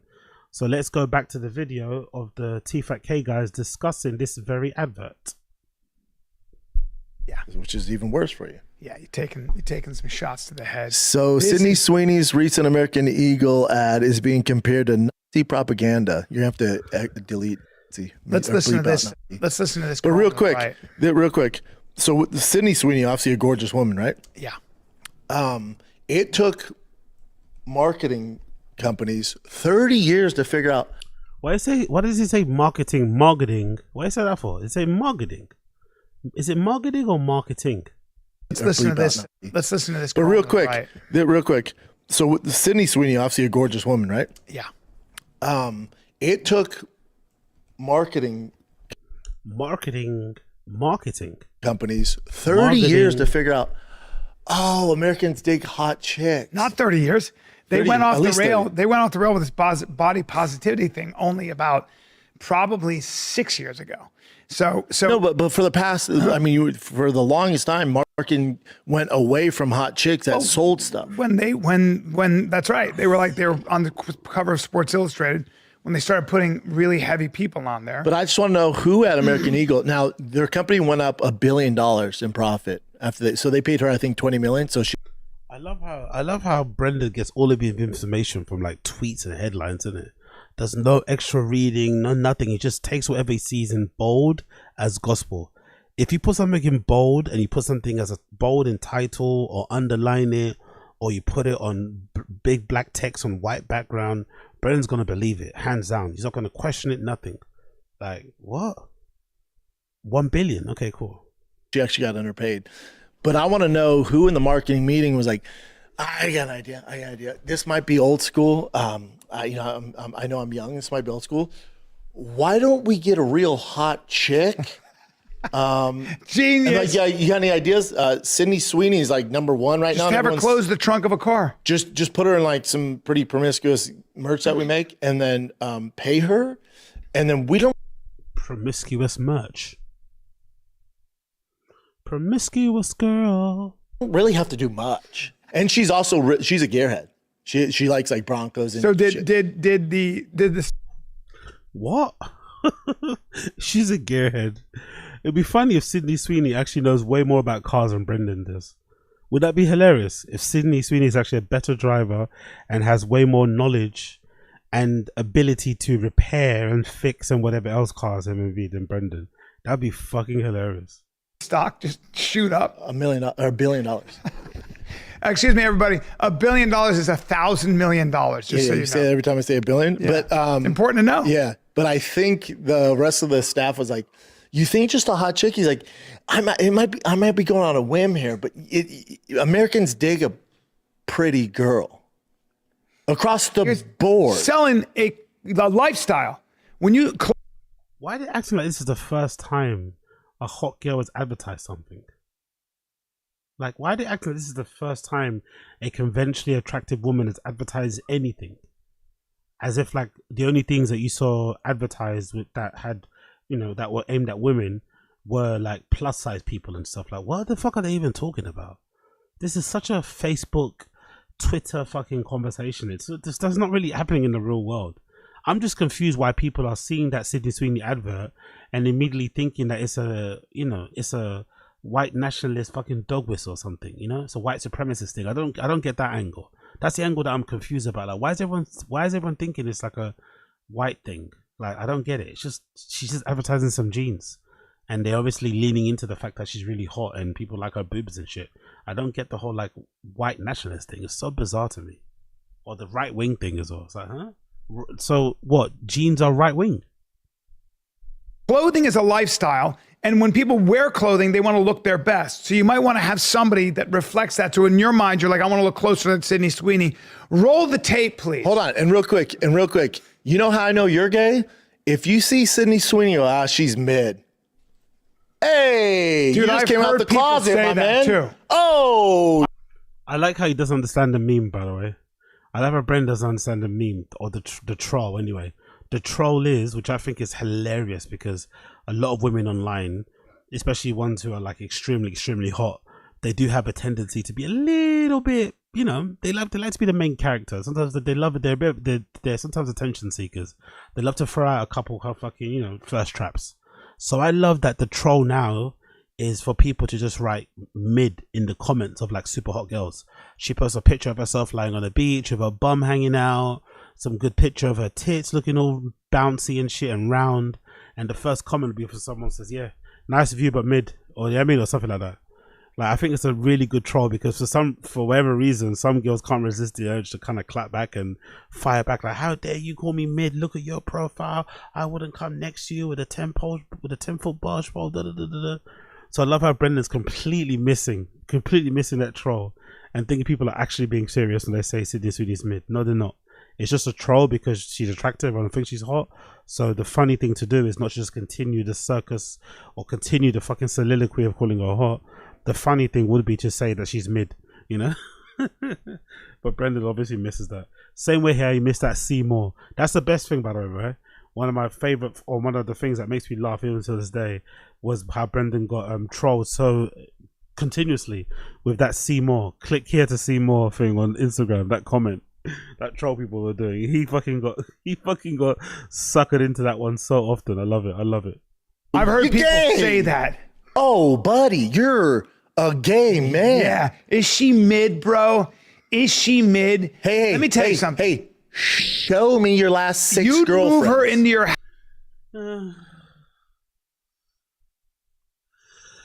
This is what we want to hear. This is the comedy podcast, right? This is the podcast I was going to take over from Rogan. To be fair, Rogan's got to shit now, so probably they would have had a chance if they didn't get cancelled and shit, or Bryan didn't get cancelled. But God Almighty, what does this show become? House without knowing her. Okay, that's the truth. Okay, you just roll the dice and be like, I got a room for you. She has a rack from the heavens. Correct, sir. And Correct. Guess what? You know who doesn't agree with you? Everybody, because you're a gay man and their stock went up $1 billion. Not because she's mid, you're homosexual. Oh, we're being edgy. How soon, how far away are we from hearing Brendan drop the F-bomb? How far are we from Brendan dropping the F-bomb in the hopes that it will get the ratings back? How far are we from that? Because it feels like they're leaning more into that edgy stuff, innit? They're trying to be controversial, say the thing that no one's willing to say, call everything not cool or up to their fucking standards gay, da da da da da. How far away are we from Brendan dropping that big old F-bomb? And it's all good. I condone your life choices, but you're gay. Or you're so ideologically disfigured that you actually think that being proportioned and thin and disciplined about your eating habits is Nazi propaganda. Well, not even any of that. I bet she eats like shit. She's genetically gifted. We don't all start in the same starting line. Sure don't. There's a reason why she has them giant milk jugs. All right. And your girl doesn't. All right. There's a whole situation going on there. Let's put it this way. Let's put it this way. The reason that Sydney Sweeney is in all those movies and that TV show Euphoria is because it's her acting's good. Her acting's good. She can act. She can act. Yeah. She just happens to be. Her acting's good. It's good. And I know there are a lot of girls. Look, come to an acting class in LA. You'll meet some very talented gals and guys. But they don't look like that. Well, it's a cosmetic industry, sir. So a large reason we're talking about Sydney Sweeney is because she's delicious. Oh, I'll be honest. Bryan, you're 60 years old, man. Bryan's probably old enough to be Sydney Sweeney's dad, you imagine, isn't it? You're 60 years old, bro. I don't want to hear you talking about how you find Sydney Sweeney delicious. Please don't say that. You're 60. You are 60 years old. Please rein it in. Like, I was thinking in my head, like, what age does it become creepy for a man to like talk about women like this? As much as women like to say, oh yeah, men have, you know, men are able to kind of like frolic around and not be responsible until they're older, right? And not really, you know, as women obviously have a biological clock where they probably need to get their act together if they want to start a family. But I think the other side of it is that I think as a woman, you can be cute and sexy and sultry and just, you know, seductive and whatever, right? Into your old age in your own way without having to, you know, without having to demean yourself or look trashy and shit. But I don't think there's a way for a guy to be older and be like super into like, you're still picking up chicks and shit. It's impossible. You're always going to look creepy. But I don't know what age does it happen. Does it happen when you're 40? Does it happen when you're 50? Does it happen when you're 60? There's a particular age where it's just like, it doesn't matter. Even if you're single, you just look weird. Like, what's going on? What I want for you? You're better off just getting a dog. At some age, you're better off just getting a dog or some cats. Being the guy that's like still trying to like be in the game and talk to chicks and stuff, you just look insane. Honestly, if you could be Daniel Day-Lewis.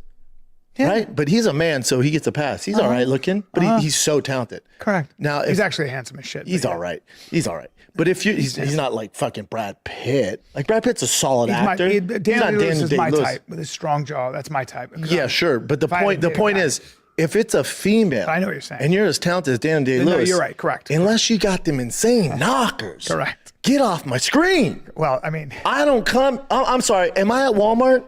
Look, there are a couple of women. I'm not paying hard, cold American cash to look at a warlock on the television. Look, there are a couple of actresses like Maggie Smith and Judi Dench and Meryl Streep who are so good. But to your point, get off my screen. Unless you're playing an older woman. To your point, get off my screen. If I'm watching a horror film and there's a warlock on there, I turn it off.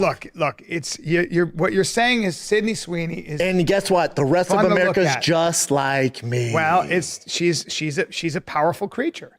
She's a powerful looking creature. She's rare. It's rare when you see somebody that beautiful. It's rare that elicits a reaction in men, and by the way, in women as well. Yeah. In women as well. But please roll the tape so I can hear this genius tell me what's wrong with. Usually, right? I'm trying to think now. Is it like a... Do you think, you know when like guys say that line of like, oh, now I have a daughter, I understand X, Y, and Z, right? Polite facing women. Do you think those type of dudes that change their behavior drastically as soon as they have a daughter, sometimes if it's unplanned, especially if it's unplanned, or maybe if they were looking forward to having a son and then they found out later on that they're actually having a daughter sort of thing. You know those guys that have a completely different perspective and shift and attitude change in terms of how they deal with women? Do you think those guys are full of shit that say that sort of stuff? Or do we think most guys think like Brendan and Bryan, where even if they have daughters, they still talk about women in this sort of way? Like, there's no like pullback, there's no like, you know, there's no like, you know what I mean? Like who's telling the truth? Is the guy that changes, is the guy that suddenly doesn't want to cheat anymore because he has a daughter now and he doesn't want to have his daughter think of him as like a deadbeat cheater dad sort of thing, so he fixes up and like, even though he's not with the baby mum, he's going to be fucking, you know, respectful and he's not going to do anything crazy or embarrassed because he's got a daughter? Do we think that guy is actually lying and just says that to make himself look good? Or do we think most guys are like Brendan and Bryan? Because it's just, it boggles the mind. Like Brian's daughter's like 16, 17, I think, if I'm not mistaken. I think Brian's daughter's either or maybe just above that, maybe 18. I remember he said she's going to college, he's buying her first car. So Brian's daughter is like a young woman, right? She's kind of, you'd imagine she's going to face some things on social and in real life, like he's obviously maybe encountered or seen other women kind of go through. So you think he'd kind of maybe temper his opinions or like pull back a little bit, you know, when it comes to those type of things, because he's got a young, you know, daughter who's going to grow up to be a young woman and maybe start her own family later on. You know what I mean? And same goes with Brendan's also got like a baby daughter. So it's just interesting how they have no chill. They have no way of like pulling back a little bit. They just like, the way they talk is like, they talk like two guys who like don't have any kids basically. And you know, a lot of times they talk like guys that also don't have wives. But it's just like, it's very interesting how little reservation, caution they have when it comes to discussing women things, you know? Sydney Sweeney. I will be the friend that's too woke because those Sydney Sweeney American Eagle ads are weird. Like fascist weird. Yeah. Like Nazi propaganda weird. Okay. My body's composition is determined by my genes. Rock hard. Hey, Brendan, please. eyes up here. Oh. Brendan, please. Sydney Sweeney. I just bought a pair of jeans. Brendan, please. Oh, I'm in. Hey, also, Ford trucks, take fucking note. All you got to do is get one of your F-350s all riled up, like the red and white one I have. Layer on the hood? Sure. Just toss 6 of them dimes in the back, and your fucking sales go through the roof. Guys go, I like trucks. I used to be a Dodge guy, but that girl has hot tits. I know the commercial already. I know the commerel for too easy. Ford already. Have you ever seen the old Ford commercials? You get them in the back of the truck with them tailgating, and then they got maybe they got bikini tops on, and you're off roading, and they're having a good time. Off roading in the back of a truck, pulling up to the lake, to move up and down. I'm just saying. I just wrote the commercial. I'm not. I'm gonna be a bit sick in the mouth. I'm not gonna lie. I might vomit. I don't know what's going on right now. I have no idea what's going on. Yo, big up Keith T in the chat. Big up Keith T. Big up Black American Wagwan sis. Big up Jonah B as well. What's going on, GG? Big up Jonah B. Big up everybody in the stream chat. Run it up. Big up Run It Up as well in the stream chat. Smash the like. Big up Brendan Maury. Big up everybody. I know it's gratuitous, but you're gonna super dude. You're gonna sell trucks. Rock hard. You're gonna sell. And then I'd say super duty. Stay hard. Okay, I don't need you doing the voiceover. That's a little too on the nose. Ford Super Duty, stay hard. It's a little too on the nose. Oh, and it's a V8. We're selling fucking product. When the road gets bumpy, you get hard. Super Duty for the hard boys. When the road gets bumpy, we got the shocks for the hard boys. One thing Brendan's gonna always do is gonna repeat a joke. If he doesn't get the response he wants, he's gonna repeat it. He's gonna repeat until you laugh, just because you want him to fucking stop repeating it. That's one thing he's definitely gonna do. Jesus Christ, man! How many times is he gonna say it's hard? But this is like textbook like content when it comes to TFATK, isn't it? Dicks, erections, fucking like this is like one of the mainstays when it comes to TFATK content and themes that they kind of use and whatever else it may be. For sure if you turn on the TFATK podcast, you're gonna hear some dick talk. For all the soft inside. American when the road made. gets hard and you got soft inside. Oh yeah, I like this one. Might be too on the nose. Yeah, go ahead. If you don't think Sydney Sweeney's hot, this truck's not for you, and get the fuck out of my country. Do you like that one? Sounded like he wanted to say the F-bomb there, innit? It sounded like he wanted to say the F-bomb there, but he caught himself. It sounded like he wanted to say the F-bomb there, but he caught himself. Yo, big up Dakota, AZ. You don't understand American black people. Yeah, that's possible, brother. That's possible. That's possible I don't understand American black people, because guess what? I'm not American. And I'm not black. Me no black. Me no black. Me Angolan. Me no black. Me Angolano. Me no black. Me Angolano. Big up Dakota. Big up Dakota. Super, do you think that'll sell? Super aggressive. But if you don't, I want it on the nose. If you don't think Sydney Sweeney's hot as shit, get the fuck out of my country. If you don't think Sydney Sweeney's tits are from the heavens, then these trucks aren't for you. Get the Fuck out of my country. Whether you're gay, whether you're a woman or a straight man, Sydney Sweeney better be for you or get the fuck out of here. See, I like that slogan. That might be good. Ford trucks. Yeah, that's good. That's good. I like it. Look, you could just have her running down a beach in a bikini and just go Ford. And don't even show the truck. And I'm in. I'm buying it. I'm buying the truck. I get to a truck dealership and I go, my wife's like, why do you want a truck? And I go, I don't know. But I'm rock hard. She's like, why do you have a boner? And why are you looking at trucks? I don't know, but I want one. But it's just crazy to me. More companies, like their stock went. That's hilarious. How is not every company going, hey, but listen, I need to hear. Hey, listen, Fat Warlock with the piercing on your nose, just shut the fuck up for a second because we need sales. Hey. And again, like, he has a daughter, innit? This constant calling of women that aren't conventionally attractive as his wife, warlocks. Yo, big up Uche. I see you. Wagwan Uche in the stream chat. Wagwan Queen. Big up Uche. This constant calling or referring to women as warlocks when you have your own daughters, like, it's strange, isn't it? Maybe because he doesn't see his baby daughter as a person yet, because he has this weird idea. Remember, he said on one podcast that he didn't really talk to his kids or hang out with his kids until they turn like 3 or something, right? He doesn't really think they're people. He kind of just lets Slojo deal with it. Then once they start developing their own personality or grow up and shit, then he suddenly wants to get involved. So maybe he doesn't actually view his daughter as like a little girl. But I just find it interesting again how he doesn't temper his opinion or how the way he objectifies women because he now has a daughter. I just find that very interesting. Like, is that how normal men actually are?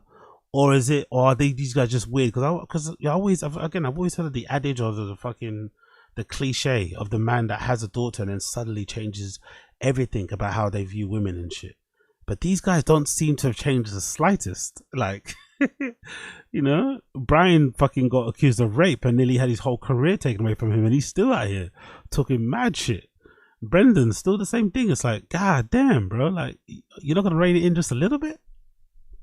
Gary, who's the hot chick? Brendan, let me hear what she has to say. No. We've listened to her for the past 6 years, Brendan, and our sales are in the fucking dumps. Right. So we can't do that anymore. No, but okay, because we're not making a fucking profit. Please, sir. And also, can we just hear her out? Also, Mary, I hate to do this. Can you get the fuck out of our country? Brendan, please. She's an American citizen. Please? But you're not. Chin, please roll tape. Please roll tape. Let me hear what she has. Often determining traits like hair color, personality, and even eye color. My jeans are blue. Sydney Sweeney has very keen. Ask me what I'm doing, right? Should we be surprised that a company whose name is literally American Eagle is making fascist propaganda like this? Probably not. But get on a treadmill, bitch. Well, like she's without love, this girl. I know she's lost. White woman. Yeah, that's what we want. Talking about her good genes. Yeah, that's what we want. She can't breathe out of her nose. She can't. She's having a hard time. We're just talking about people dying before they're 50. She has trouble breathing out of her nose. Yeah. She needs some sun. Hey, she's just not very happy. Can you silence this whale with the piercing for me? Hey, ask me what I'm doing. What are you doing right now? Just about some jeans. I'm sorry, what was this warlock saying? This is a person. Oh my God, can you believe people actually into this Sydney Sweeney with her giant tits? A lot of times. And she's talking. Yeah.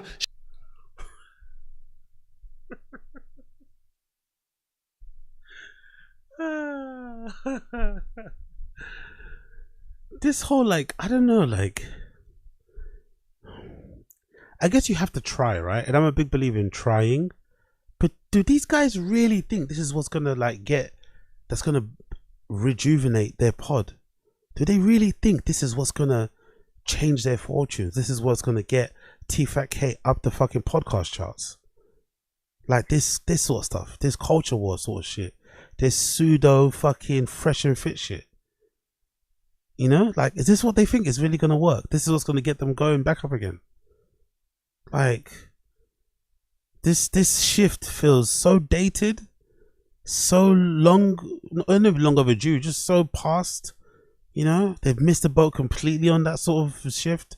They've completely misinterpreted the vibe shift. They're not the guys that people go to just for this sort of thing anyway. It's a very strange pivot to make. It feels intentional, clearly, because I feel like they're desperately trying to go viral, but it's like they just don't have it, man. They just don't have it. You don't believe what they're saying. It comes, you know what I mean? It just comes across.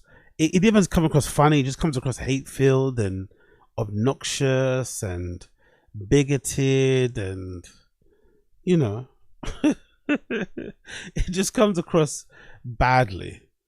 But imagine this was the big plan: moving to Austin, saving the money, getting your kids into school that isn't as expensive as LA one. Maybe hoping to get back into good graces of Rogan, but then the other hope was also that it was going to reinvigorate your show and give it that fucking, you know, the fucking CPR it needed to fucking go on another 10 plus years. This was the big idea. She's so privileged, white with blue eyes. Yeah. When you see a lot of we're times, not all on the same starting line. Yeah. You were at the back of the line when God was giving out brains and good looks. It is what it is. This woman could look better. She's just not taking care of herself. She looks like she's probably unhappy. You know what she looks like? Friendly. Whatever's going on, she's looks not friendly. She's not friendly. Well, no, she should be friendly with her weight. That's not a nice person, I promise you. That woman who's complaining is not a good person. She's not a nice person. I've seen them. Dude, I feel like you take her to TGIF Fridays, get her a fucking rack of ribs, and just talk shop with her. She's probably a good time. I think she needs a hug and some love in her life. Powerful, and she needs somebody to go, hey. Yo, big up, Baba thinking, so what if this ad shows similarities to Nazi propaganda and eugenics? Did you know Hitler invented the Autobahn?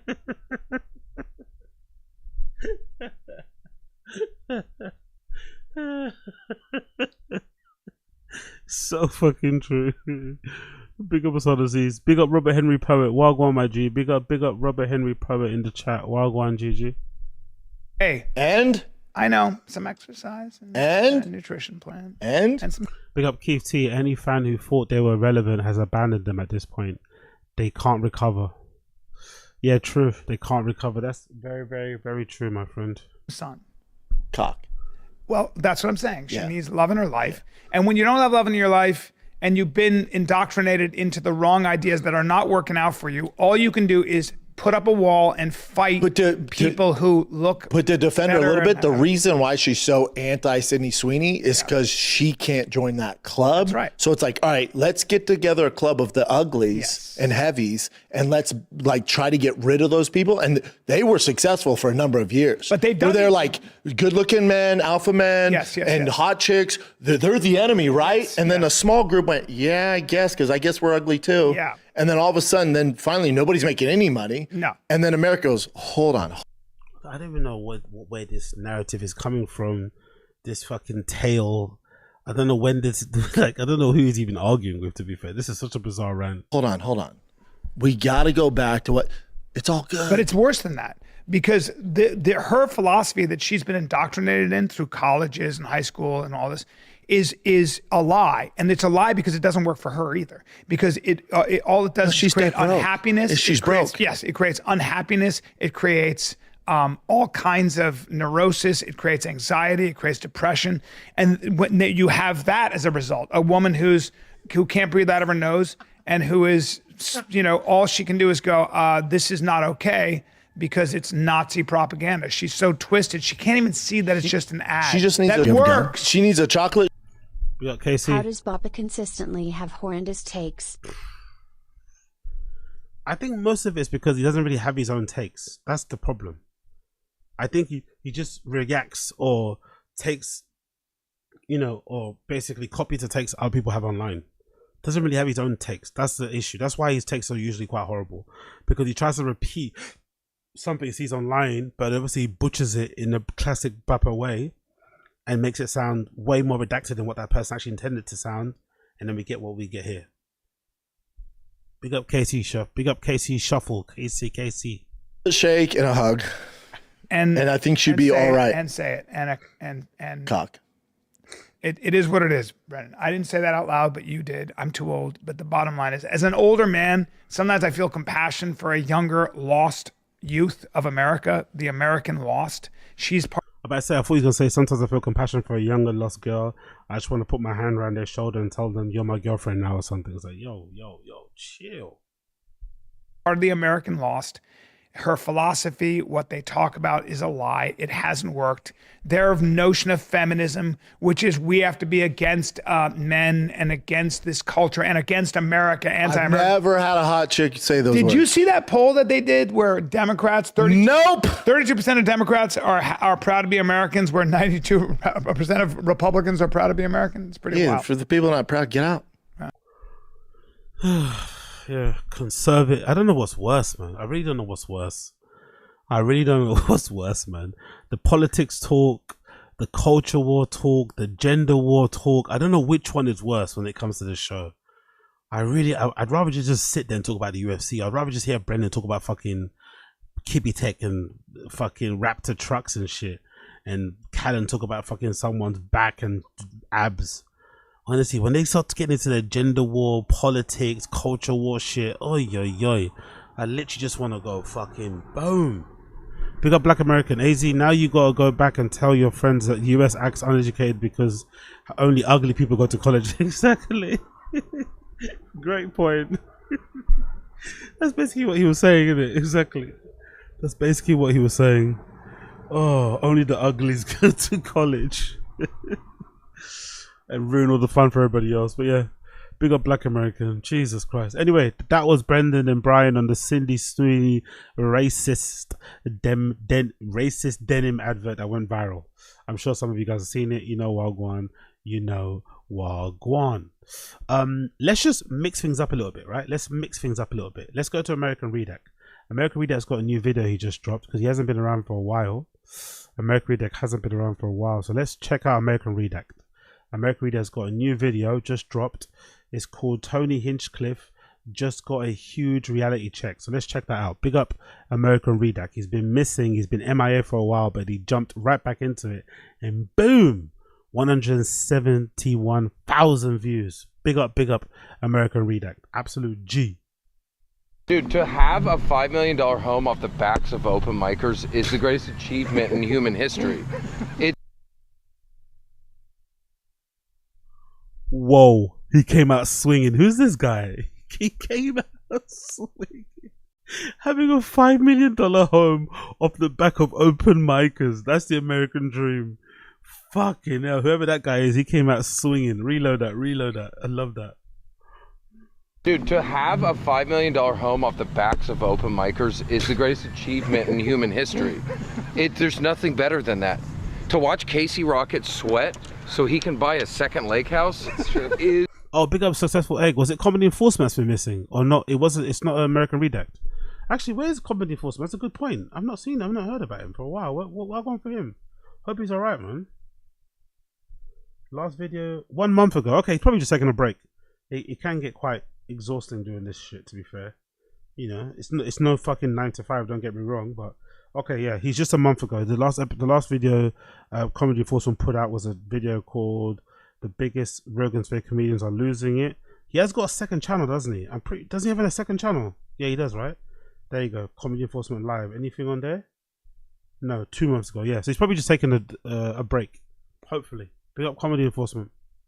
Is brilliant. All right, so it looks like Tony Hinchcliffe finally got canceled, but not really in the way that he's always fantasized about. You see, instead of getting canceled by the evil woke mob for saying an offensive slur, Tony Hinchcliffe was literally canceled by the WWE after he couldn't sell enough tickets for his SummerSlam event. And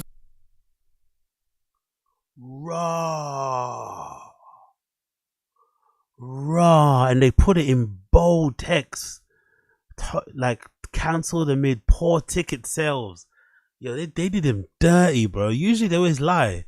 Everyone usually works for the lie because it makes everyone look good. Everyone always kind of conspires to lie and basically say someone was ill, scheduling conflicts, death in the family, but they put it out there in black and white. Poor ticket sales. Yo, someone doesn't like Tony Hinchcliffe out there, bro. Ouch. Event that was going to be based... Yo, big up Miguel Gonzalez. Wagwan G, UK stand up. We're out here, London town shit, you get me? Big up Miguel Gonzalez.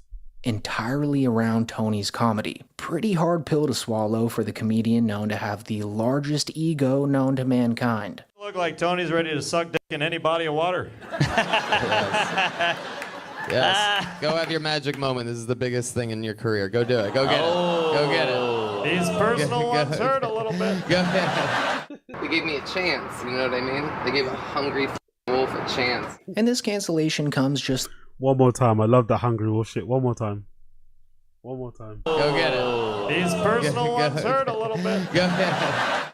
They gave me a chance, you know what I mean? They gave a hungry wolf a chance. And this cancellation comes just 3 months after Hinchcliffe bombed horrendously at the roast of WrestleMania, which was so awful and in bad taste that the WWE removed all existing audio and video of it from the internet. I mean, you know you're bad at stand-up comedy when the WWE and its fan base all come together to agree that you're a hack. Like, these are the same guys that find Bert Kreischer to be one of the funniest men alive. So I think it's safe to say that this is now the biggest blunder to Tony's massive ego in recent memory. I mean, the last time he got a reality check this bad was when Donald Trump publicly announced that he's never heard of Tony Hinchcliffe, and in fact wanted absolutely nothing to do with him, especially after Tony's atom bomb at Trump's largest rally of the year. I have no idea who he is. Somebody said there was a comedian that joked about Puerto Rico or something, and I have no idea who he is. Never saw him, never heard of him. That's worse than any review. That's worse than any Rotten Tomatoes score, any IMDb fucking score. That's worse than any Google review. That's worse than any Reddit fucking troll. Fuck, I don't know him. Never know. Like, that is the worst review ever. Rally of the year. I have no idea who he is. Somebody said there was a comedian that joked about Puerto Rico or something, and I have no idea who he is. Never saw him, never heard of him, and don't want to hear of him. But so for this video today, I wanted to explore the following question with you guys. Is Tony Hinchcliffe in 2025 an actual stand-up comedian? Or is he just a witty podcast host who knows when to throw in a good one-liner from time to time? He's definitely a better podcast host than he is a stand-up comedian, that's for sure. I don't think he's a good stand-up comedian at all, man. He's a better podcast host than he's a stand-up comedian. His stand-up comedy sucks. So, like that one he put out on Twitter.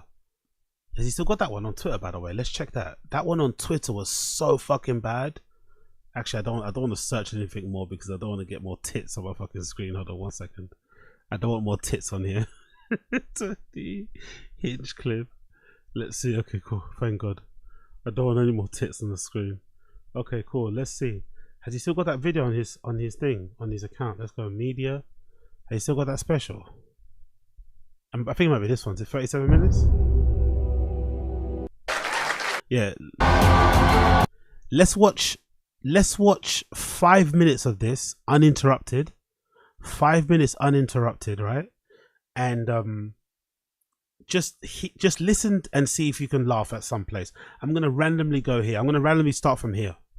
I'll randomly start from 9 minutes 19. 5 minutes in uninterrupted. Tell me in the stream chat if you think Tony Hinchcliffe is funny or not. Talking about free speech.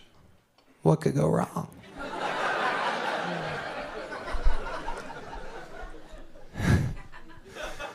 So they say, great, show up Sunday, 1 p.m., starts at 2:30. I'm like, in the afternoon. It's early. But I do it. I show up at 1. Takes an hour to get through security because it turns out our new president is John fucking Wick.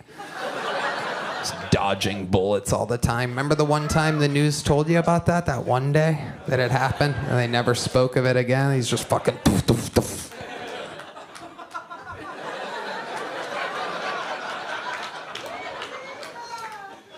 Anyway, by the time I get through security, it's 2 p.m.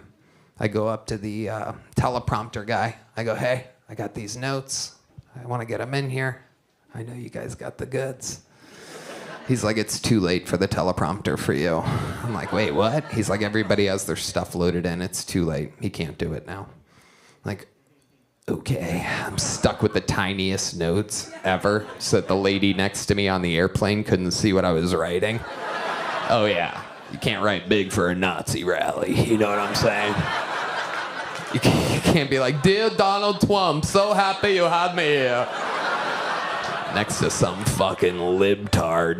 You know what I mean? Fucking. no chance. This lady's got a rainbow neck pillow. You know what I mean? The tiniest notes you've ever seen. Those 1,000-year Reich or whatever the fuck. So I got these tiny fucking notes. I'm like, oh God, I'm gonna have to wing this shit, right? Or else I'm gonna be staring at this, and I don't wanna do that. It's gonna be a little more jokey than I thought. I go, okay, all right, no teleprompter. When am I up in the lineup? I know there's like 30 different speakers, so where am I? He goes, you're first.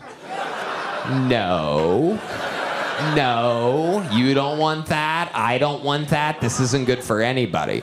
You definitely don't want me first. I'm not a first guy at nighttime.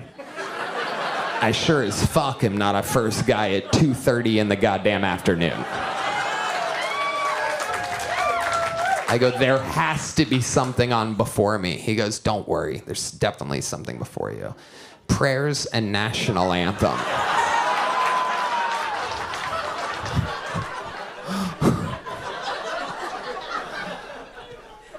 Let me tell you guys something.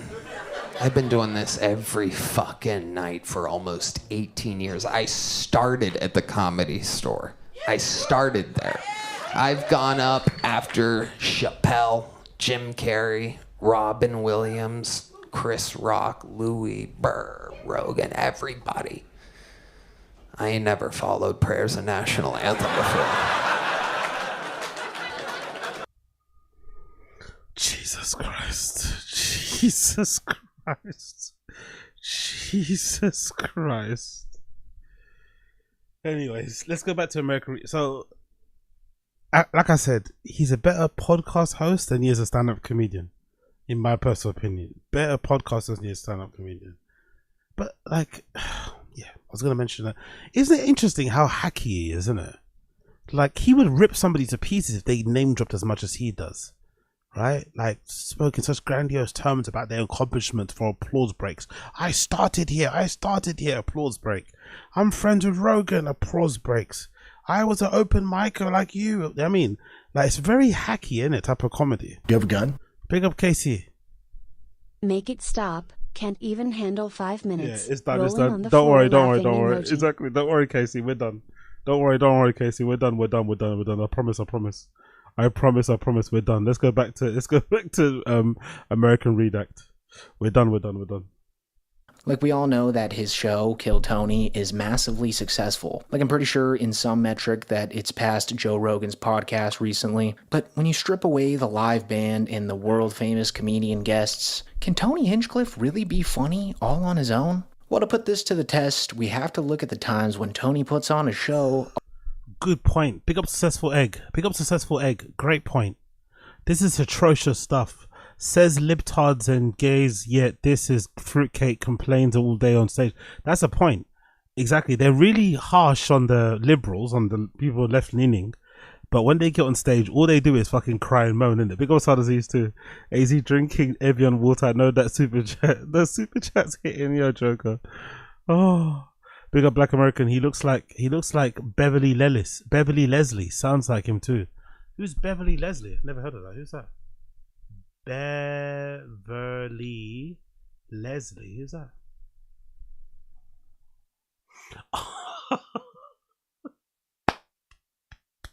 R.I.P. This guy died, no? This person died, didn't they? Yeah, he did. R.I.P. to this person. They got what's the famous meme? What's a meme of him? What's a meme of him? Or the gif of him twirling, right? In the bedroom.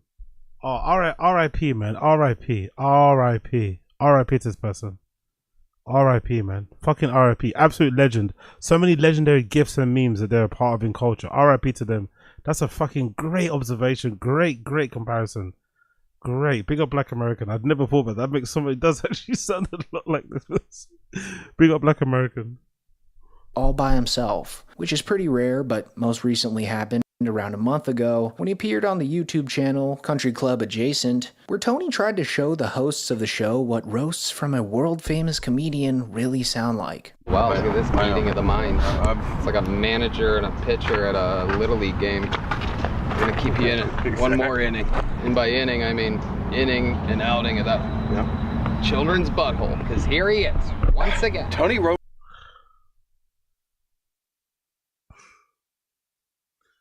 I find it interesting how quickly everybody in the Rogan sphere reverts to like dick jokes or like butt play jokes, you know? It's always dick, butt play, gay jokes. So fast to do that. Like, it's like, I don't even think, like, I have no idea what fucking guys or kids, especially boys under 18 do and say on the fucking school ground or in college and shit. But it wouldn't surprise me if even kids, guys between like 16 and 19 don't joke this much about dicks and butts and shit as much as these guys do. I don't feel like they do. I feel like kids nowadays are a bit more savvy, they're a little bit more, you know what I mean, street smart. Do you know what I mean? They're a little bit cooler. I don't even think dudes nowadays, little kids nowadays, teenagers nowadays in locker rooms and shit talk about dicks and butts and gay shit as much as these comedians do. They always go to that. Like, they love it, innit? They fucking love that type of humor. It's not funny at all, but it's almost like, I'm surprised they don't talk about farts as much. If you're gonna do the whole dick and gay thing, you might as well just start doing fart jokes all the time. Fuck it. You know? If you're gonna be that fucking, you know, childlike and adolescent and immature and just unfunny, you might as well just go into fart jokes as well. Fuck it. For 6 months. The mayor of molestation. The dictator of dictators. Nice. The... There you go. N-word. This is a big deal because this is a special. What other for him, amenities do you have in your house? Because the guys that f his mom are on a billboard down there. I don't know if you guys see that. You see the guys that f your mom? Can we zoom in on that? He also controls the weather, so this little gust coming from east to west might help him. You fart knocker. I love that I have literally the worst recorded backups in the history of the show. They are. Fart knocker, bibbity bobbity. Remember hibbity bobbity? Tony, if we didn't edit, we would have nothing. And so he really tries his hardest to roast these guys here, but the jokes just never really land. And after a while... And I wonder what that's about. Like, do you think that's what Tony's attracted to? Or do you think he's trying to make up for lost time? I feel like Tony likes to, like... Tony Hinchcliffe, he has an affinity or a need or a desire to be accepted by, like, bros, chads, whatever. Do you think he's attracted to them because he's a closeted, you know, homosexual man? Or do you think he's, like, trying to, like, you know, make good on what happened when he's younger? Maybe he got bullied by these type of dudes and he's always wanting to be like, I don't know. I feel like he's overly into, like, football and shit, which seems strange. He likes to watch the UFC. It's like, I feel like he does it more to, like, signal to these type of guys that he's one of them, you know? I think he plays poker and these type of things. It's like, I don't know. I feel like he's overcompensating sometimes, trying to fit in with the lads. It's like you're not really a lad, you know? You don't really seem like a bro. While the guys he's with just start to belittle Tony right to his face. I mean, you have enough money to buy out Madison Square Garden, and you still dress like a broke piece of shit from Tallahassee, Florida. Like, when you pick your outfit, are you just like, I don't want people to know this is a real Rolex. I don't want people to know I have sex with Cam Patterson for money. Both of those jokes were infinitely funnier than what he said, innit? Both of those jokes were infinitely more funny than what fucking Tony Hinchcliffe said. Do you purposely dress like this so people think your Rolex is fake? And do you fuck Cam Patterson is fucking hilarious. Honestly. Regular civilians once again proving that they are funnier than the 250 elite Navy SEALs, ninja, Viking, Spartan, warrior-like stand-up comedians from the JREverse. That was flush. Just get down too much. Gosh darn it. And the reason I'm labeling this as belittling instead of roasting is because you can really tell that Tony's not too happy at the guy suggesting that he's wearing a fake Rolex, or that his outfit style doesn't scream that he's rich. Because if there's one thing that Tony would be genuinely offended by, it would be from someone suggesting that he's not high class. But you know, he just blends in like he's clearly a man of the people with his fake golden Rolex watch. Yep. That is so... That watch is a... That is such a good troll. Because I'd imagine in the world of like, again, I don't give a shit about watches. I don't give a shit about jewelry for the most part. But I can imagine if you're a guy from that world, you can tell when somebody's clearly new money and they're trying to signal that they've got money by wearing a Rolex, right? Or wearing a particular type of watch, whatever fancy watch it is. So one of the best trolls that you could ever do would be to constantly tell that person that their watch is fake, even though you know it's real. Just continue to do it's fake because you know they, you know, that watch means a lot more than just the price. You know, it signifies a lot of things to that person. So crushing them, you know, continually that way is fucking incredible, to the point where probably he probably will stop wearing that watch anyway going forward. That's such a good troll. Telling someone who's got a real Rolex that their Rolex is fake. I love it. Equivalent to how cool these Jordans are. Yeah, he stole it from Cam Patterson. That's You guys are literally don't know anything about taste or class. No. Says the guy who has his shirt tucked in at a pitch and putt. You don't know about class. You have a stick in your back pocket. You're gonna need it to walk after Joe Rogan fucks you. So then Tony continues to try and chirp at them, but nothing really sticks. And sure, you might say that it's a pretty casual setting. These are just guys being dudes. But in reality, Tony knows that he's truly bombing hard. I mean, this is the guy who considers himself the king of roasting. The guy with the license plate titled, I Roast. I don't know. No. No way that's his car. No way that's his car. King of roasting. The guy with the license plate. No way that's his car. No way that's his car. No way. No way that's his car. No way. No way that's Tony. No, I don't believe that. I don't believe that. I don't believe that. I don't believe that. Tony Hinchcliffe car. I don't believe that. No. I don't believe that. No fuck. Wow. It's actually his. No way. Nah, I don't believe that. That can't be his. No, I don't believe it. So he bought a car from this guy in 2022. 2022 came in to buy a car from me. He's so funny on stage. So he bought a car there. I don't know what that car is. Do you think that's an Hinch's car? I Roast. Do you think that's his car? What make of car is that, by the way? With that logo, what is that? Is that a Chevrolet? What make is that? With the flag, with that flag, is it it's a Corvette? Is it a Corvette? Is that what it is? Corvette? Jesus Christ. Also, what do you think this was about then? What do you think the Johanna Jacek obsession was about?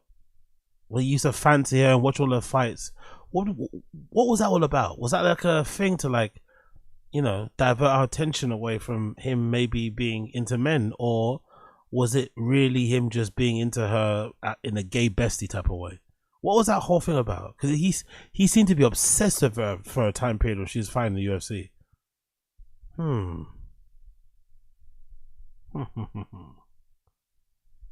Plate titled, I Roast. I don't know if you've heard about my license plate, but I roast. It's his only Powerful trick. bunch. So shouldn't That car is straight as hell. Ask what you mean. A hot pink Corvette? That's a straight man. He roasts people. A pedestrian wouldn't understand. Exactly. That's the straightest car ever. That's the straightest car you could ever get.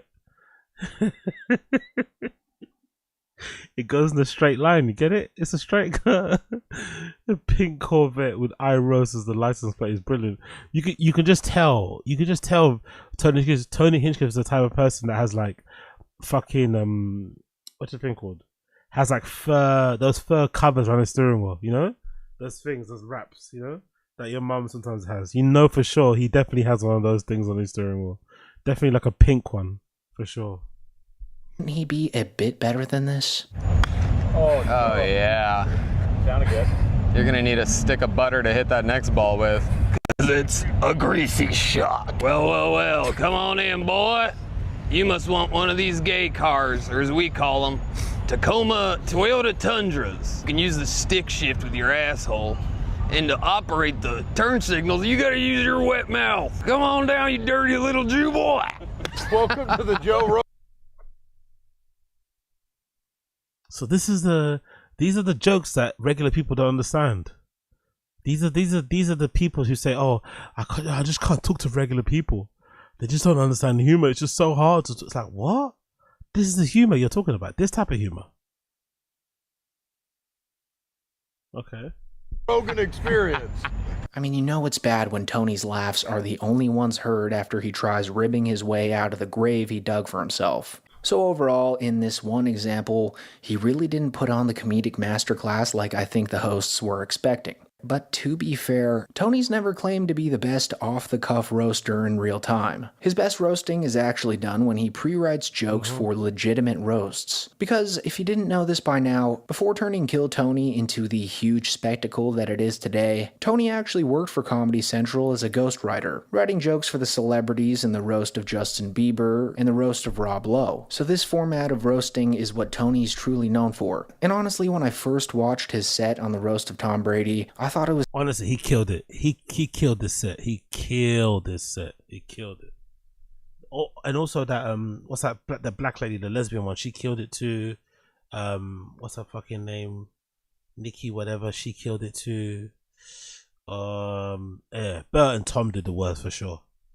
Was hilarious, but in hindsight now, I think we all may have been fooled, since it was in contrast to the normal non-comedians who went before Tony that night. Like, of course Tony would be the funniest guy in the room in comparison to them, right? What would happen though if he did a roast with only comedians as guests on the panel? Would Tony still be king? Well, let's check out the most recent time this happened, the roast of Louis J. Gomez, which featured comedians like Shane Gillis, Rob Kelly, Joe List, and Big J. Okerson. You know, people who are just a tad bit funnier than a drunk Rob Gronkowski spitting on the mic. So let's just compare Tony's set with the other comedians that night to see if Tony's a true master as he says. Ari looks like Nosferatu. Ari now famously does yoga. If I wanted to see something all stretched out that disappoints black men, I would just look at Kim Congdon's pussy. Ari does yoga. His career is also downward-facing dog. You got canceled for making fun of Kobe Bryant. If only your career could rebound as good as he did. Ari got in trouble with Lakers fans for saying he was glad Kobe was dead. They told him to go to hell, but it's gonna be weird when he runs into Kobe's daughter there. Joe List is here. I have a Joe List. It's a list of awesome shit I get to do because I'm friends with Joe Rogan. You fucking bitter New Yorkers. I'm sorry Dave Attell can barely afford to take you guys to fucking dinner. Should have convinced him to do a podcast, you fucking pussy idiots. Kim Congdon. How about a hand for Kim, everybody? She's like one of the guys.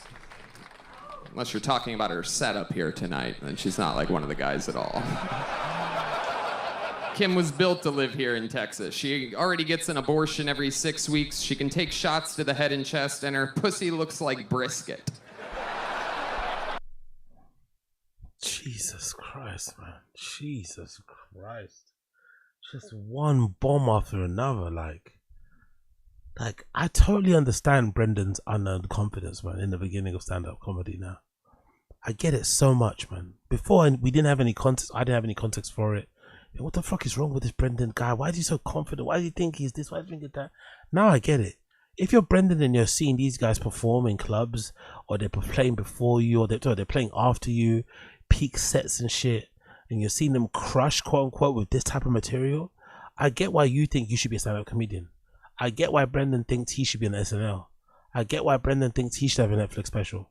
Because these are the guys. These are the big guys, by the way. These are the top guys. And this is how shit it is. I get it. I fucking get it, because this is horrendous. You know, you can clearly tell that he's been doing this for a long time, but I think where Tony goes wrong is that he seemingly tries too hard to get canceled, which is exactly what got him in bad graces with the WWE and at the Trump rally. It's almost like his roasts revolve solely around extremely sensitive topics that are just shocking, just to appeal to the crowd that's against the quote-unquote woke agenda policies like the censorship that YouTube uses on its platform. How are we gonna get rid of all these illegal immigrants? And I believe Tony's lost himself in this one-sided battle he has with the woke agenda. And in the process, he's sacrificed being funny for being crude and off-putting. And don't get me wrong here, I think we can all agree that when done right, jokes about sensitive topics are some of the funniest material out there right now. Like Shane Gillis's opening monologue at the ESPYs this year. He tackled a range of highly sensitive, polarizing topics and absolutely killed it. But if Tony Hinchcliffe were to be in Shane Gillis's shoes that night, it would be very, very bad. I think that's something we can all agree on. And speaking of Shane Gillis, in this very roast battle, he actually tore right into Tony, roasting him into oblivion without feeling the need to bring up things that the woke mob could cancel him for, since Shane does comedy to be funny at the end of the day. Tony looks like Matthew McConaughey's skeleton. I don't have a joke for this, but something about Tony being young Sheldon. You say bazinga every time he makes one of his gay jokes? No, that's a comedian. Now that's a fucking comedian. Actually, I want that hoodie, man. I kind of want that Skankfest hoodie. I don't want to go because Skankfest is too expensive, but I kind of want that hoodie. The hoodie's kind of cool. Not gonna lie. I don't like the metal rings around the fucking drawstrings of the hood though. Get rid of that straight away. I hate the fucking metal rings around the drawstrings of the hood, but I quite like that hoodie.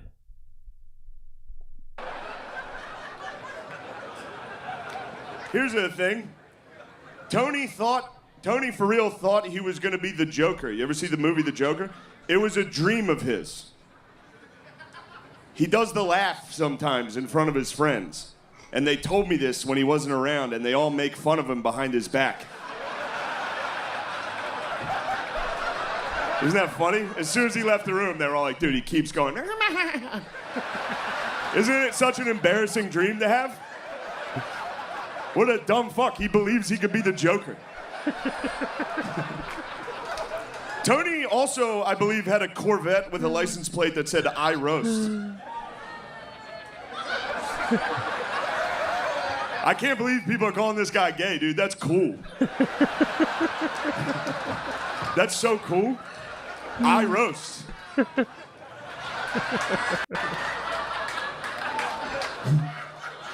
Is that true? Damn, that sucks.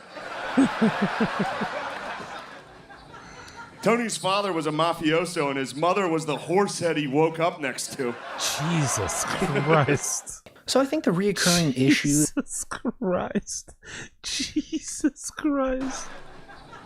Tony's father was a mafioso and his mother was the horsehead he woke up next to.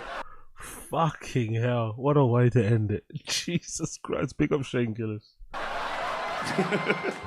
So I think the reoccurring issue that Tony Hinchcliffe has been running into lately is that he's trying way too hard to get canceled by saying jokes in the big 2025. And if he keeps this hacky shtick up, I don't think it'll be too long before we see Tony Hinchcliffe only on the Kill Tony show, which by definition would make him just a podcast host and not a stand-up comedian. But anyways, that is it for the video, guys. Thank you so much for watching.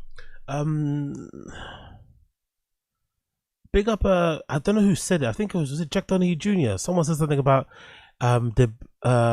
debating whether or not Tony Hinchcliffe's actually a podcast host. Big up Jack Donahue Jr. I forgot what you said. Repeat that again for me if you remember. Because I think I was arguing the fact that I think Tony Hinchcliffe is a better podcaster than he is a comedian. And I think you was mentioning, oh no, he's not even a podcast host because that's a show. I think you're trying to say or something like that, right? But in any way, I still think the funniest version of Tony Hinchcliffe is on Kill Tony. Like, he's not funny at all when he's on fucking Rogan. I don't feel like. He sucks up to Rogan and they have this weird, like, fucking licking each other's ass thing about how great they are at comedy. He's not good on Rogan when he's on The Fight Companions. I don't watch a lot of East Coast podcasts like Legion of Skanks or Bobby Kelly's thing and shit. but he doesn't really seem like a good guest. So I feel like the only times I've actually found Tony Hinchcliffe like tolerable and funny have been on Kill Tony. That's the only times. And I kind of, I get what you're saying, but Katie isn't a podcast. He tried and ended a solo pod inside a month. Yeah, I see what you mean. It's not really a podcast, is it? It's more like a show they record into a podcast, or they record it in audio form, but it's not really a podcast, is it? Yeah, you got a point. I see what you mean. I see what you mean. Either way, it's not a podcast host, but I guess the best version of him as an entertainer, as a comedian, is definitely on Kill Tony. He's not, as we saw with the fucking stand-up comedy bit, I just played you half an hour of his special, and some of you guys were revolting in the fucking stream chat, right? Threatening to fucking leave and never come back. So he's definitely not a good stand-up comedian. He's mediocre at best. Which is funny too, because he's he's got a position where he judges people really harshly on their comedy, and his comedy is fucking doo-doo garbage. So yeah, I think you got a point there. Big up in the stream chat. What are you guys saying here? Big up Black American. There are dudes getting drunk in front of the liquor store all day that are better roasters than Tony. Exactly, Black American. His special was boring as fuck. Exactly, Brian Laura. What are you guys saying here? It's crazy. I posted Shane on the Discord yesterday. Yeah, big up. Oh yeah, I did check out the Discord too. Big up everybody's in the Discord, by the way. Join the Discord. Join the fucking Discord. Join the Discord. I've not checked in there for a while, but please join the Discord. It's a good little community of people there. I need to probably check in. Maybe I'll do a VC or something tomorrow or something like that. But big up Two Swords. Appreciate you for being a member over there. Big up Sada Z's to Tony. Is like 2000s TV show host, exactly.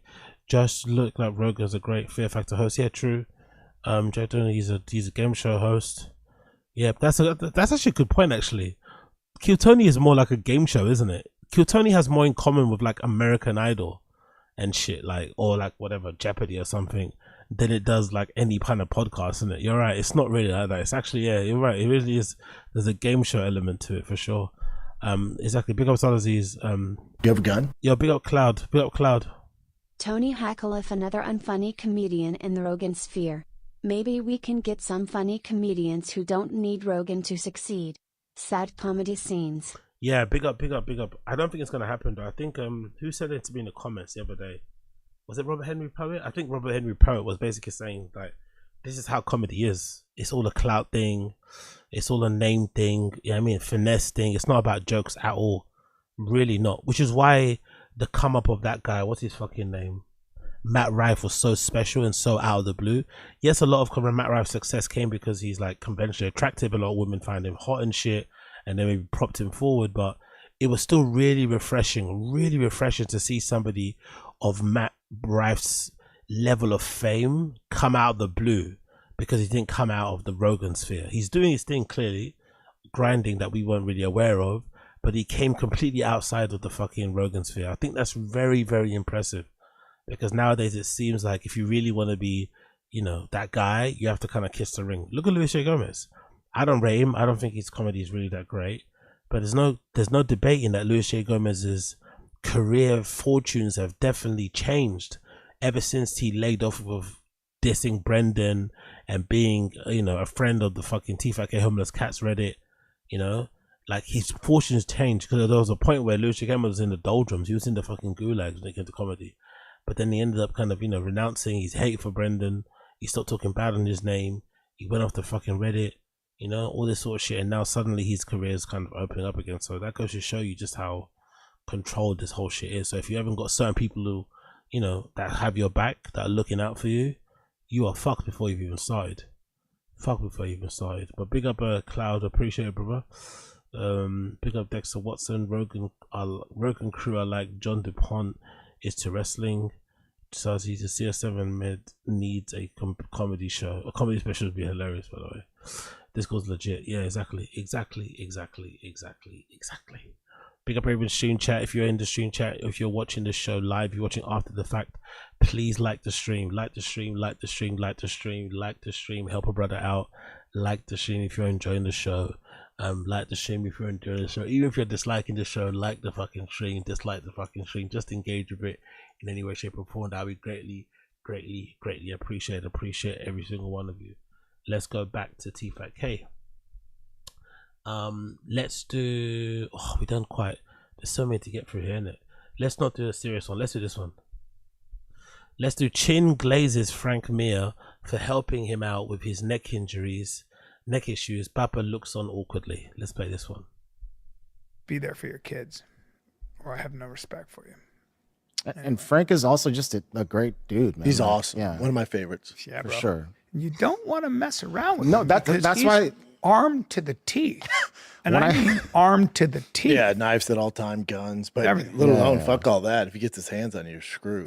Yeah. So you know he's a killer. He was a UFC champion, like one of the younger UFC champions too. He was like 23. But he's just like a super cool. Even when I had my neck back issues, he hooked me up with all these different. He did? Yeah, he was like, So dude, this is the guy I know. Blah Frank's blah. Great. He's awesome. Frank's one of the best ones. Awesome. I find it really interesting. Brendan, the guy that kind of swoops in like fucking Captain America and offers everybody fucking, donations and GoFundMe support and this and that and so whatever, cries on the microphone. I find it that really interesting that guy who's so quick to come in and play the hero has not decided to play the hero with his fucking co-host. Or with his, person that's a second in command, you'd say, in terms of TFATK, especially in terms of importance, Chin. Because Chin mentioned that, Frank Mir helped him out with, giving him recommendations for how he could help alleviate the pain in his back and neck. And we know he's got that pain in his back and neck because that one time they were play fighting in the old TFATK, studio over in LA. Brendan got fucking Chin, in a neck crank. And he really went hard on him, and to the point where Chin's neck has never been the same again.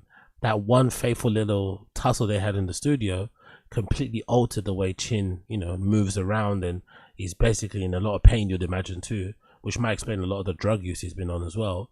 But I find it interesting that same guy that's so quick to like cry on camera about people's medical needs and want to help out this person, they fall on bad times, and makes a real show of it as well, by the way, wants you to know that he's being charitable, is not charitable at all when it comes to Chin. Doesn't even try. And it's an issue because I feel like maybe I'm projecting, maybe I'm fucking nitpicking, maybe I'm fucking obsessed, who knows? All that might be true. But I do feel like whenever Chin mentions his neck or back issues, Brendan does look a bit awkward. He does look a little bit sussy. He does look a little bit fishy. He does look a little bit uncomfortable whenever Chin does mention his back or his neck. And I feel like Chin also goes out of his way not to say too much about it. Like, he doesn't, like, maybe it's like a deference thing, maybe it's a shy thing, maybe it's a tism thing, Asian thing, respect thing, I don't know. But Chin definitely doesn't want to make it known that Brendan was at fault. It's almost like he's running cover for Brendan too. He doesn't want anyone to think Brendan did that. He just makes it seem like, it's just one of those things that happen to your body. You just break, you suddenly wake up with back pain and neck pain out of nowhere. You know what I mean? He definitely tries to play it down. But any time Chin mentions it, doesn't matter. Brendan always looks very awkwardly on. So I do find it very interesting that Frank Mir probably did more for Chin and his neck than Brendan did. But there's also a scenario, to be fair, because Chin is a very strange individual, right? 50-year-old man that's talking about busting and 50-year-old man that wants a vasectomy, so he doesn't have to wear a condom, right? It wouldn't surprise me if Chin's also the type of person that basically told Brendan, I don't want that help from you. I'd rather sort it by myself. I felt uncomfortable. Maybe Brendan did help, offer to give him stem cell treatment, to pay for his stem cell treatment, to take him to Wales, to give him this, to give him that. Maybe Brendan did offer to pay, but Chin said no. Yo, big up Cloud, appreciate it. Big up Cloud. Bro, the cats have to be the only ones that listen to this show for content. That Sweeney Jean segment was a rough listen, even with you breaking it down. And think about it. I'm clipping this show now. I'm so conscious that this show is brutal, and it really does test a lot of you guys' patience with me. So I'm going ahead and watching it ahead of time. I'm doing the Lord's work out here. Do you know what I mean? I'm doing the Lord's work out here. I'm watching this shit in my free time to get timestamps and shit. It's fucking brutal, honestly. It fucking is brutal. But hey, what else am I going to be doing? Big up Cloud, big up Cloud, big up Cloud. But yeah, maybe Chin refused the medical help from Brendan. Maybe Brendan didn't offer it because Chin isn't some guy he can claim clout from on social media, online. I don't know.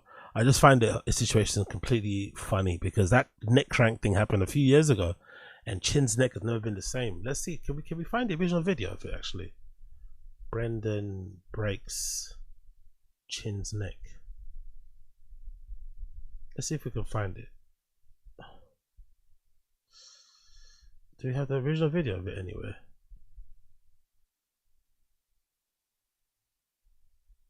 Dude broke Chin's neck. How macho. Powerful bunch. Yeah, big up Asada Aziz, appreciate you. Hey Frank.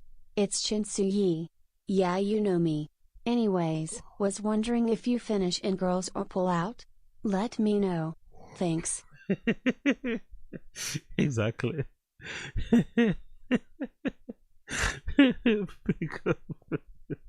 Honestly, that coming video was so good, in it. That coming video was so good. Big up Asada Aziz. Okay, cool. Let's see it. Chin finally admits. Do we have the video link?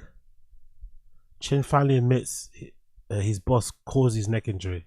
You have some neck problems, huh? Yeah. Why don't you tell us about that? How'd that happen? Bryan and Brendan. All right, on to round 2 of Jeff. Good stuff. Get to know the guest. Good questions, Nick. Thank you. You're great. She convinced me not to ask about Bryan's transition from network TV to online platforms. Okay. Which I think was a good call. Yeah. You didn't want to keep it low. Jesus Christ. I want to keep it fine. You know, it's one thing to call somebody stupid. It's, you know. And Chin's question is just really just on the spot. But Chin, how do you feel? Great answer. Which question? I said when I said, "Hey, you've had some neck problems. What happened?" Oh, and you go, Brendan and Bryan. You know the story behind that, though, right? Yeah, you got guillotined. No, here's the thing. Is that By the way, it? let me preface it No, with it was a Darce, Nick. Oh, Darce. I love them both. Brendan, first Darce in heavyweight history. Matt Mitrione. Yeah. So let me preface it with, they've been awesome to me. However, Bryan was like, you need to feel Brendan's power. I'm like, and he's like, you got to do me and Bryan against Brendan. Just like, Yeah, big up, Cloud. Mr. Chin woes pain in your life 8 inches. Big up, Cloud. Grappling. And I'm like, no, bro, I don't want to do this right now because I have not like lifted weights in forever. I haven't trained, whatever. And he's like, no, you got to feel it. So we finally did it. And then suddenly, as we're doing it, Brendan's obviously strong. He's a fuck. By the way, pause as we're doing it. Pause. Why for that? An ox. He's like, throwing me away, throwing Bryan away. And then eventually, you can see in the video, it's just me and Brendan. And then Bryan kind of just leaves. It was supposed to be me and Bryan against Brendan. He just leaves. And I'm so stubborn. I'm so stubborn with like this shit. So he got me into like a weird thing where on the floor, and I didn't want to tap.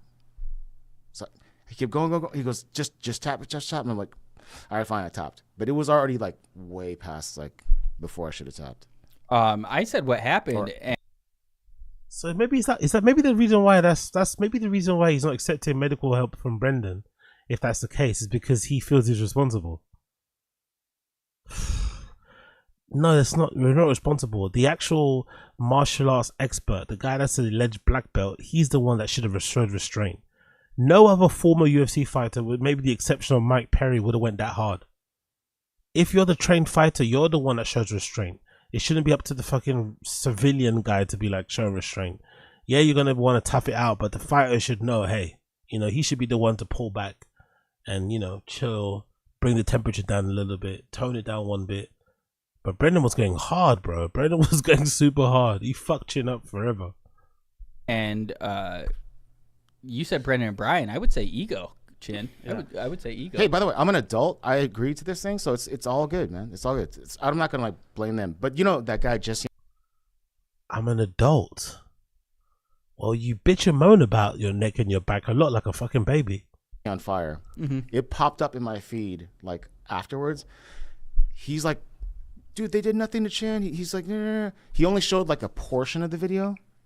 I hope this doesn't like mess shit up. Oh, he showed a portion Not the full video, right? Not the full video where I'm like, on the ground, because he's trying to like defend Brendan. By the way, I'm not suing, not doing anything else. It was a fun thing, and I agreed to it, so it's all good. What a fucking idiot! What a fucking idiot! This job's worth thing. This like sucking that. It's not gonna end well for him in general. They don't really care about you. That's a sad thing. He's trying to like be a company man, be a cool dude, be down and shit, but they don't give a fuck, man. They don't give a flying fuck. They will drop you like a hot potato. Like now he's like living with this constant pain, always complaining about it. He had to buy a special bed, didn't he? If I'm not mistaken. Then he had to buy a special bed. He had to buy a special fucking bed because he can't sleep on regular beds because his neck is so fucked up. So for everything that he says about, oh, it's okay, it doesn't matter, I'm a man, I'm a this or whatever, it clearly is affecting him in the real world because he has to buy a special bed. You know? Fucking hell. What a horror show, man. What a fucking horrible situation.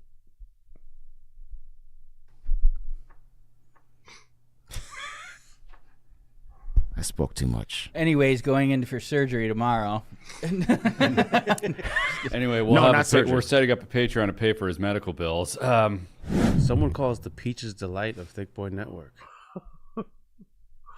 Fucking hell, man. Honestly, imagine your boss. Imagine your boss, who happens to be a former UFC heavyweight, did this to you while playing around in the fucking office. And now you've got permanent pain in your neck and your back. And you're making excuses for him. You're letting him off the hook. You're making excuses for him and letting him off the hook. Could never be me, man. Could never, ever, ever, ever, ever be me. Fucking crazy. Absolutely fucking crazy. Cool. Let's move on. Should we do one more? Now I've got a bounce, I think. Should we do one more here? I want to do a light one. The other ones they're a bit too dense, a bit too hard. Yeah, let's do this one. Is Texas considered the South? Is Texas considered the South? Is Texas considered the South? Texas would be considered the South, I believe, or the West, Southwest. Is Texas considered the South? Texas would be considered the South, I believe, or the West, Southwest. Is Texas considered the South? Texas would be considered. I know he's probably got some stuff on his mouth, but doesn't he look like a bit of a dent head, a bit of a redact when he moves his tongue the way he does inside his mouth? And he says, after he says something very stupid, something very dumb, very nonsensical. Doesn't he actually look like an absolute redact when he does this? Considered the South, I believe, or the West, Southwest. Is Texas considered the South? Texas would be considered. You'd think someone that lives there would know this, isn't it? How can it not be considered the South? You know, isn't Texas the most southern place in North America before you get to Central America?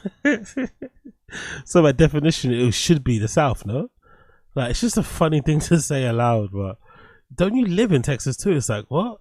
Your whole personality is being from Texas now, all of a sudden, but he has no idea if Texas is in the South or not. No, Texas is on the West Coast.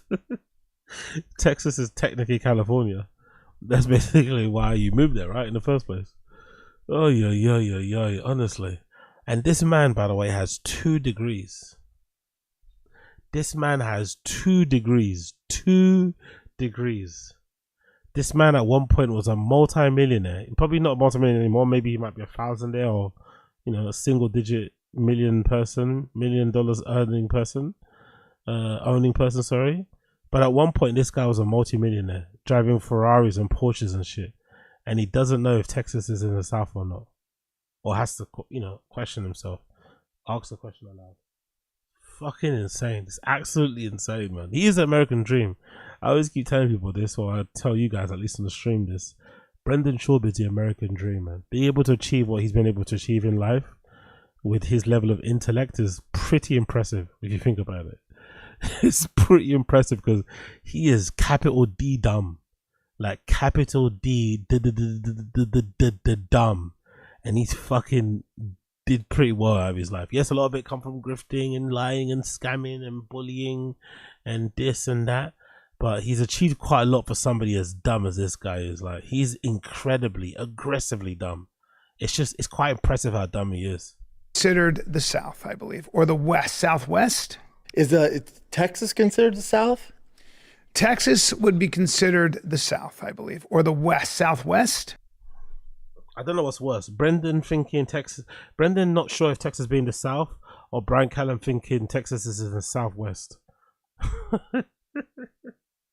It's like, okay, man. Okay, guys. You guys are brilliant. Big up John. Okay, technicality here. Big up John. What's the technicality here? It's South, but not necessarily considered Southern, if that's what he's getting at. Okay, I see what you mean. I see where you're trying to put down there. I'm picking up what you're putting down. Big up John.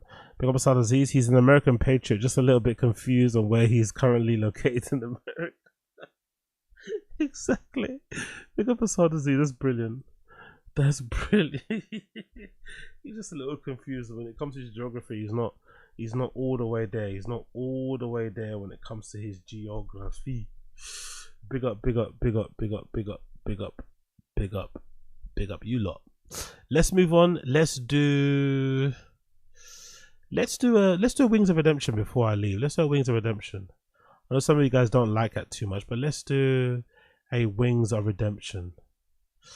Let's do Wings of Redemption. Let's do Wings of Redemption. I just don't want to be in front of the camera anymore. Shout out to the hoodlums. Big up LUMMOX. Wings of Redemption won't be told what to do. Stop using the word camping. All the hoodlums in the chat. That's still a solid piece of muscle. God. Hey. I lost the desire to stream. Hello. Alright, mods, can we get a ban on LUMMOX? It's fucking hilarious.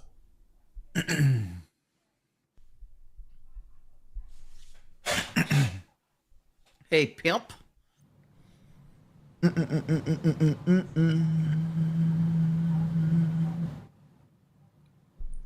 I do love the amount of dead air him and DSP are just super comfortable with on stream.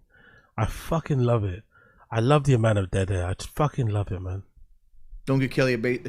Dog, she's in love with a Ford Explorer ST line, and that bitch is $46,000. It's like...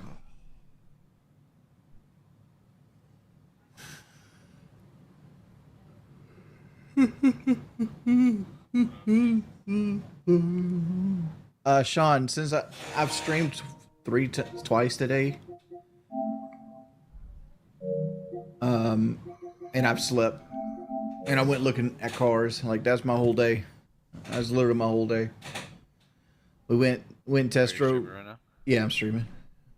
Oh shit! Apparently, it didn't put out yet. Yeah, it's primetime Dacum. Do you think you ultimately value your integrity over cashing out, or was it more a personality clash overall that you couldn't get over? It's not.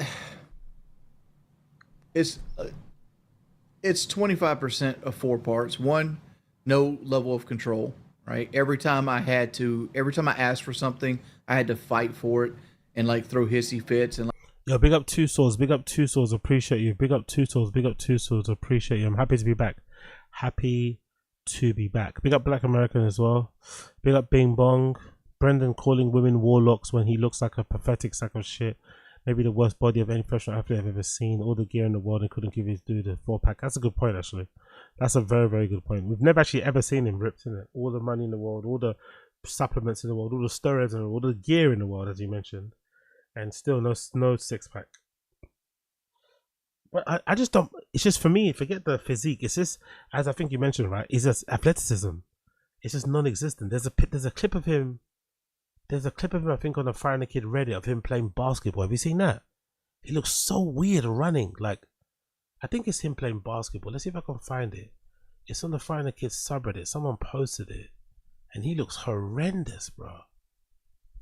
Let's see if someone's got it on here. I saw a clip of it. I was like, Jesus, like, why does he look so uncoordinated and just weird? Like, I think he's playing basketball. I think someone posted it. I forgot where. Maybe it was on here. Or did I imagine it? Where is it? No star, it's not there. Maybe it's something else. I don't know. I'm pretty sure I saw a clip of somebody posted of him playing basketball, and it was really shit. Let's see.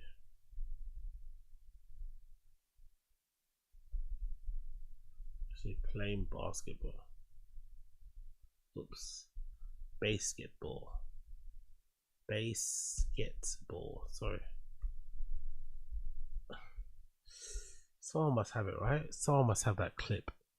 It's him playing. Where is it? Does someone have it here? Come on, someone must have it. Nope. Come on. No one got it? A clip of him playing the b-ball? Here you go. Is that the one of him playing? Maybe this is the one. Maybe this is the one. Hold on 1 second. No, that's not the one. That's Cyril Gain looking fucking amazing. Playing basketball. Someone got a clip of him doing it? Papa can't jump. This might be the one. No, that's not the one. Is that the one? Yeah, that is the one. That is the one. Yeah, that is the one. This is the one. This is the comparison. Yeah, I remember this clip. This is the comparison somewhere. Look at Cyril Gain. Look at Cyril Gunn, right? Cyril Gunn. Potential contender for the belt, right? He's gonna be fighting fucking what's his fucking name? Thomas Will soon. Look at how Cyril Gunn plays basketball compared to fucking Brendan.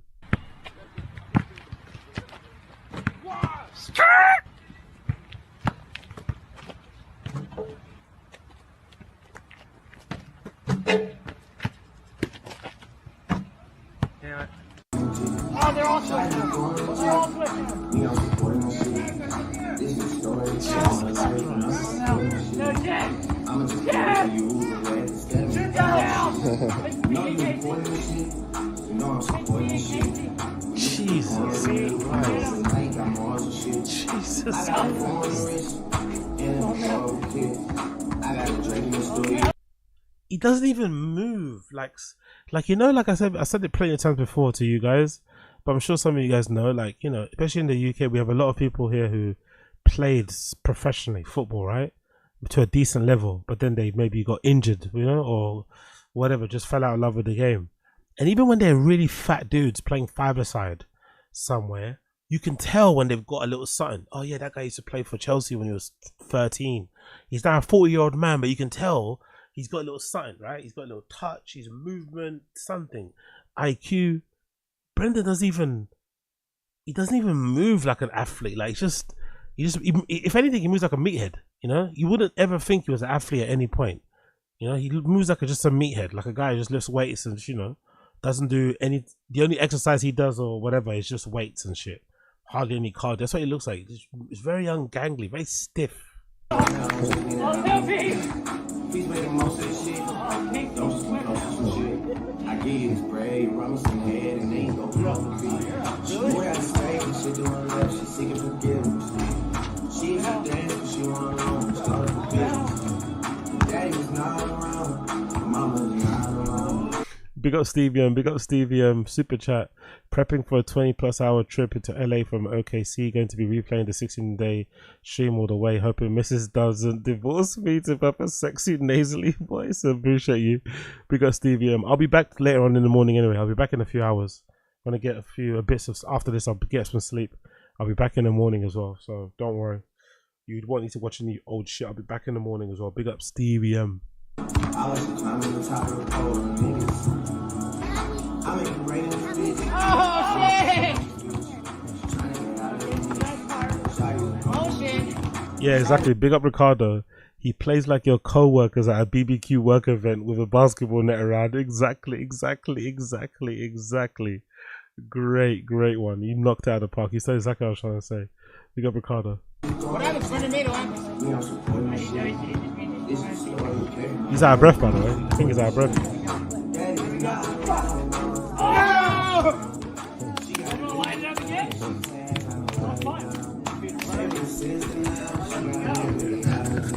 What do you have to say after your? I don't know what the fuck that dance was all about though. I guess that's humor, right? That's comedy. That's Brendan in his comedy era. He wouldn't do it nowadays, but this is when he was in his comedy arc.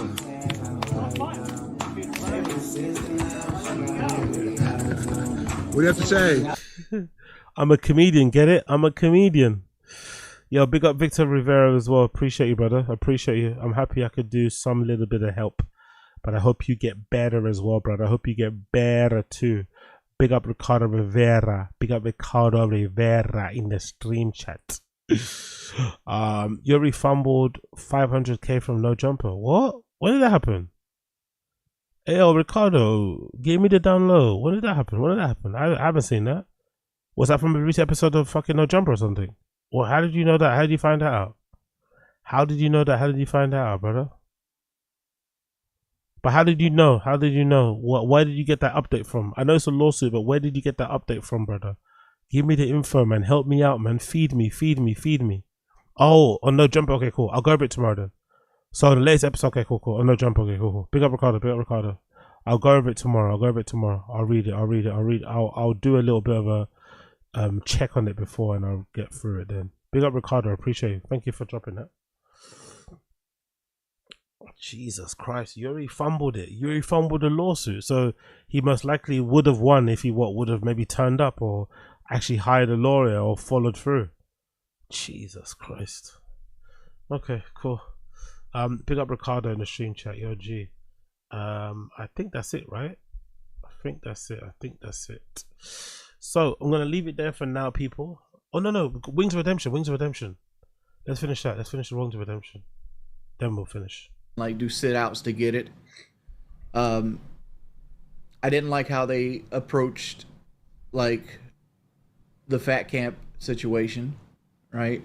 Because obviously I didn't know I was pushing Kelly. I thought I was going to be pushing a 6'5", 250-pound behemoth, right?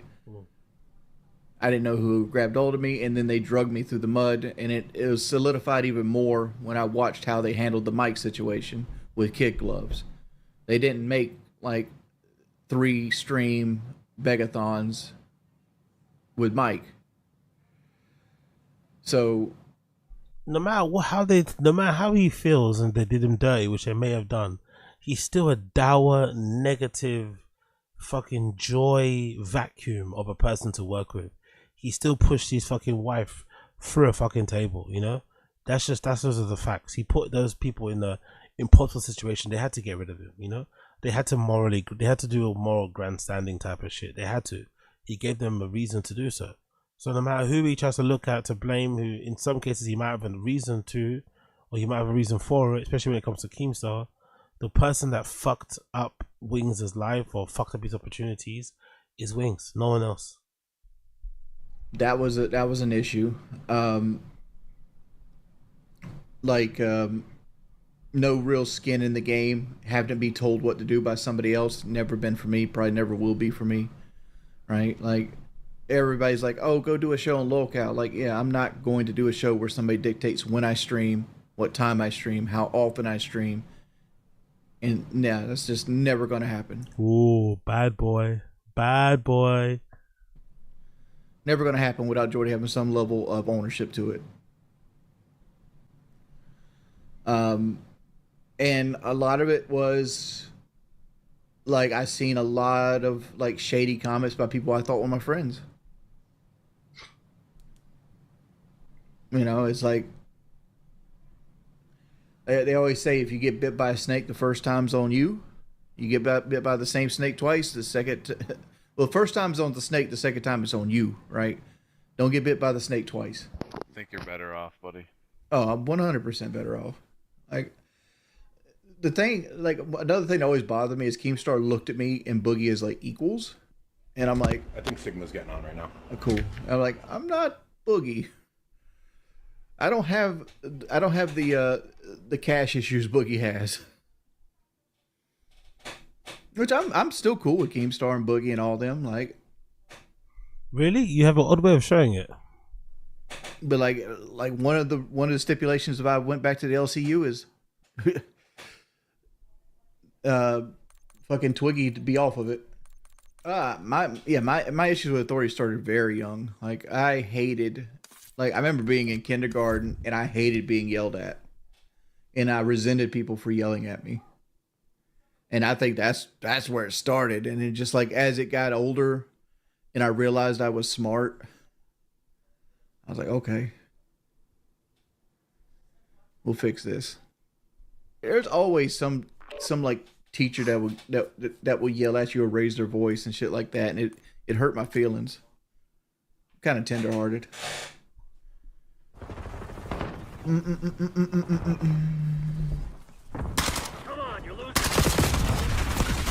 Oh, I should have backed out of that gunfight, dude.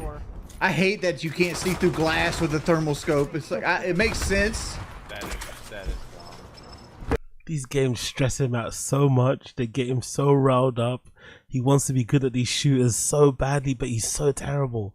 After all of these years, it's just so many excuses and shit. It's fucking hilarious.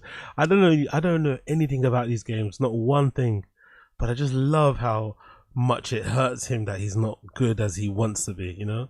Or as good as he thinks he's in his head when he plays these games. It's fucking hilarious. It's not dumb. That would actually make sense. It makes sense because you can't see heat through glass. But Fuck that. They must have wanted a thermal. I hate how this game mechanic that, you know, mirrors real life works like how it works in real life. Or oh, fuck. Fuck, you're all in that room on my ex. Damn it, boy. We're only up 3, so. Yeah, so 1 2 cents. Sit in the corner. Quit. Take yourself out the match. What's up, everybody? Todd wants you to play Fallout 76 with you. Yeah. I don't think Todd Howard's ever played Fallout 76. I was sick. That's like oh, backing out. Oh, yeah. Yep. I'd rather play with another man's dick than play red card. Like, what? That is a trash fucking map. Ship. The constant yawning. This, yeah, he did, Jordan. He fought Boogie here in London, actually. It took place here in London. He fought Boogie. I've heard that this yawning thing is also an obesity thing, or maybe a diabetes thing, that he always yawns. Or like, obviously, maybe it's because he also doesn't sleep that much, or he sleeps, you know, weird sleep schedule.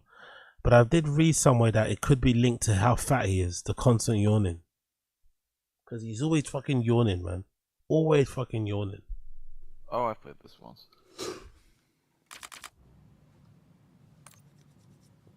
Alright. You guys are something else, man. Something else. I have a team quite like you guys. Oh my lord, boys. Dude, they're just spreading heaps out here, man. Bro, they're just camping that propane tank. Quit using the word camping. You are camping though. Quit using the word camping. That's what you're doing. I just ran over there for the first time. Yeah, we understand that, Bubba. You're a bad player. I'm a bad player, but I'm on top. Yeah, negative. Like you've given the team 4 kills. That's what you've done so far. You're 14 and 18. I'm sitting here. You're 14 and 18. You're negative 4. What you guys are doing, dude? You guys push for like a second and then you guys stop. You guys sit in corners. God, and just start fucking us, dude. No, you're fucking us because you have a gun. Big up KC. Appreciate you. Game sense always poor and has no reaction time. Yeah, it's just. But how does that happen? People that play computer games, people that play video games often in the stream chat, please let me know. How does that happen though? Because in my simpleton brain, if I do something enough times, often, I'm going to get better. I'm going to improve, especially if I'm enjoying the game. I'm trying to learn new things. How is it that he's been playing this game for like 10 years, like shooters and shit, and he's just, like Casey says, like, he's just pure game sense, no reaction, just, how does that happen? Is it because he's just getting older? Like, how is he just not good at games? Like, why is he generally just not good at games? Instead of dark, in case the only thing I think he's good at is like Dark Souls. But these shooters that he kind of wants to be good at and brag about, and that gives him a sense of pride, he doesn't seem to be good at them at all. And he's been playing them for years. Because you're losing. You're single-handedly giving the team their kills. You're losing more gunfights than you're winning.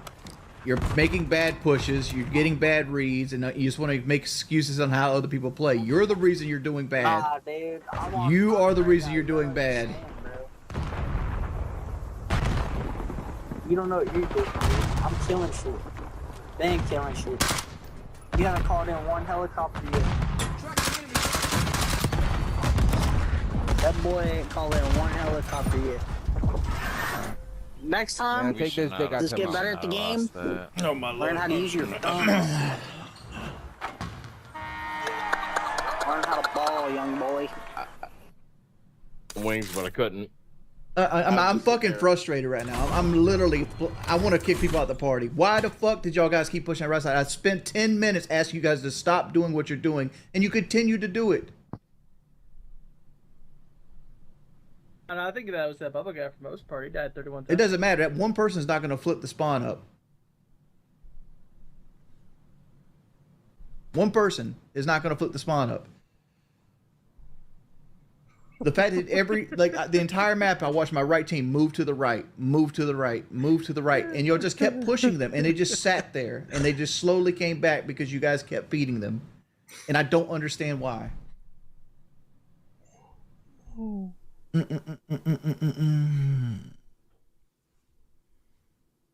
not doing Siege no more, young assassin. I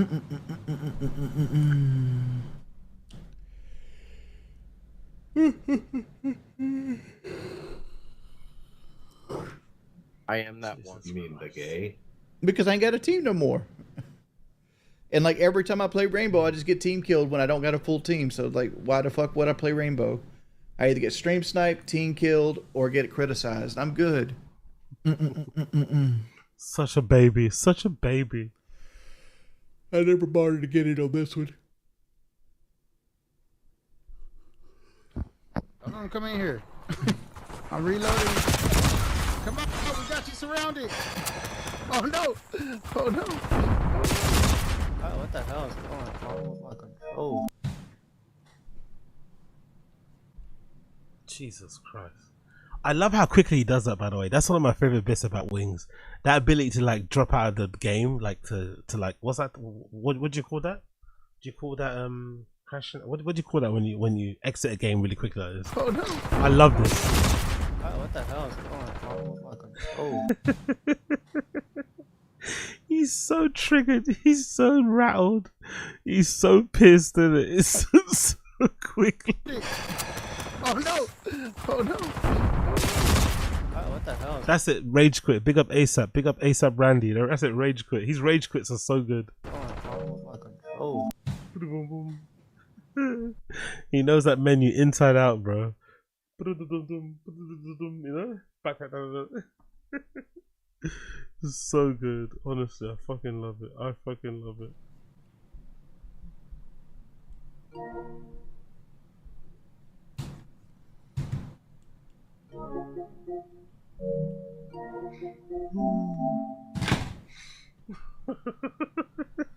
Thanks everybody for coming out. Looks like this stream's brilliant. PlayStation in rest mode. PlayStation in rest mode. Oh, resting alright. Anyway. Big up the stream chat. Everyone smash the like button for me. Hit subscribe if you can. Let me check the likes. Where are we at now? How many likes have we got? Oh, 37. Come on, people, man. Give me some more likes than that. 37 is fucking pain. 37 likes only. Come on, brother. Before you leave the stream, please like the stream for me. Do me a favor. Come on, like the stream. I'll be back later on today. Don't worry, in the morning for more streaming. But I'm going to leave you for now, people.